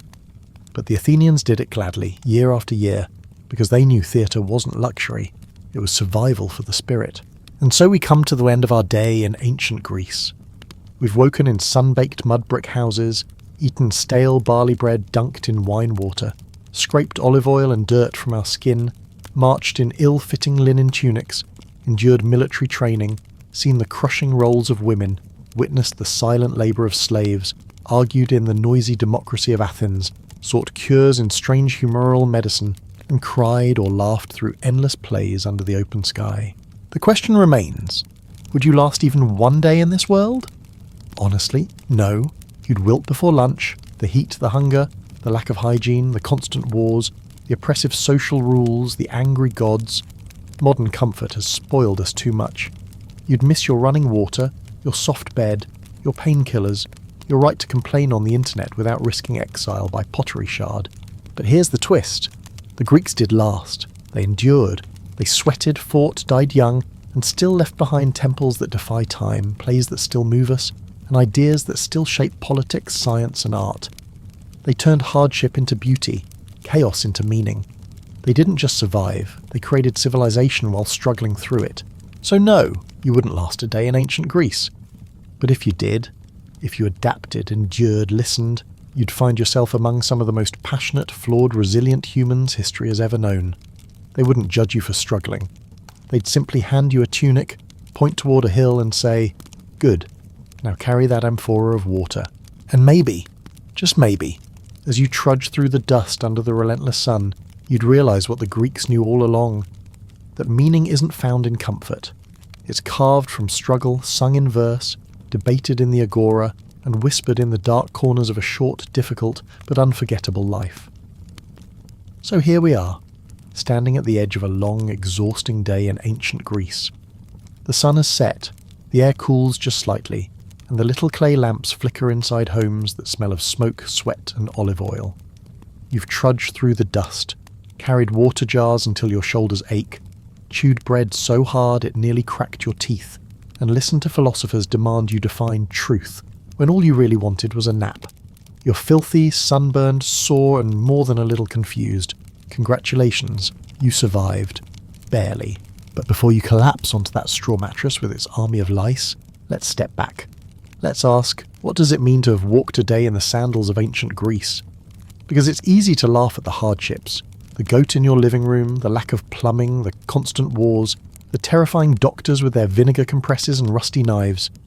It's easy to say, I'd never make it. And you're right, you wouldn't. But they did. That's the part we can't ignore. They didn't just endure this life. They made it matter. They questioned the stars, the gods, and themselves. They carved marble into stories, turned their sorrows into plays and their laughter into satire. They invented political experiments that, however flawed, laid foundations we still stand on. They wrote poems so intimate that fragments of them, crumbling on scraps of papyrus, still pierce hearts today. They fought wars, lost children, buried friends, yet still found time to argue about justice in the marketplace and to sing hymns beneath temple columns. Their lives were brutal, yes, but within that brutality was a strange, luminous intensity. When every day is a battle against heat, hunger and death, every small victory shines brighter. A safe childbirth, a good harvest, a play that made the crowd laugh until their ribs ached. These were triumphs as grand as any marble temple. Think of it.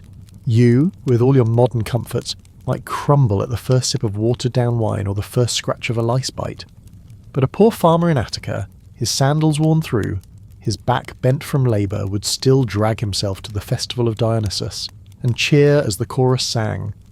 A woman in Athens, confined to her home, might still find joy in weaving bright patterns into cloth or teaching her daughter to sing a hymn. A slave in the mines, though crushed by chains, might whisper a song to the gods of the underworld, clinging to a shred of hope. Life was short, but it was lived fiercely. And isn't that the paradox? We wouldn't last a day, and yet, because they did, we live in their shadow. Every time we speak of democracy, however imperfect, we echo Athens. Every time we debate ethics or logic, we echo Socrates, Plato, Aristotle, men who asked annoying questions until the world changed. Every time we step into a theatre, cry at a tragedy, or laugh at satire, we echo the Greeks who first turned performance into communal catharsis. Even their flaws taught lessons. The cruelty of slavery reminds us that freedom is fragile and must be defended. The exclusion of women reminds us how long the fight for equality has been. The superstition of their medicine reminds us how far curiosity can take us once we dare to question the gods. Their world wasn't a golden age of perfection. It was messy, unfair, and often cruel. But it was also a beginning, and beginnings are always imperfect. Now, as you lie there in your imaginary Greek home, the flicker of an oil lamp casting shadows on rough stone walls, you can almost hear the city outside. The murmur of voices in the agora, the laughter from a symposium echoing down the street, the footsteps of soldiers drilling by torchlight, the chorus of cicadas blending with the distant crash of waves against the Piraeus shore. Life, unfiltered and relentless, pressing on through the night, preparing to do it all again tomorrow.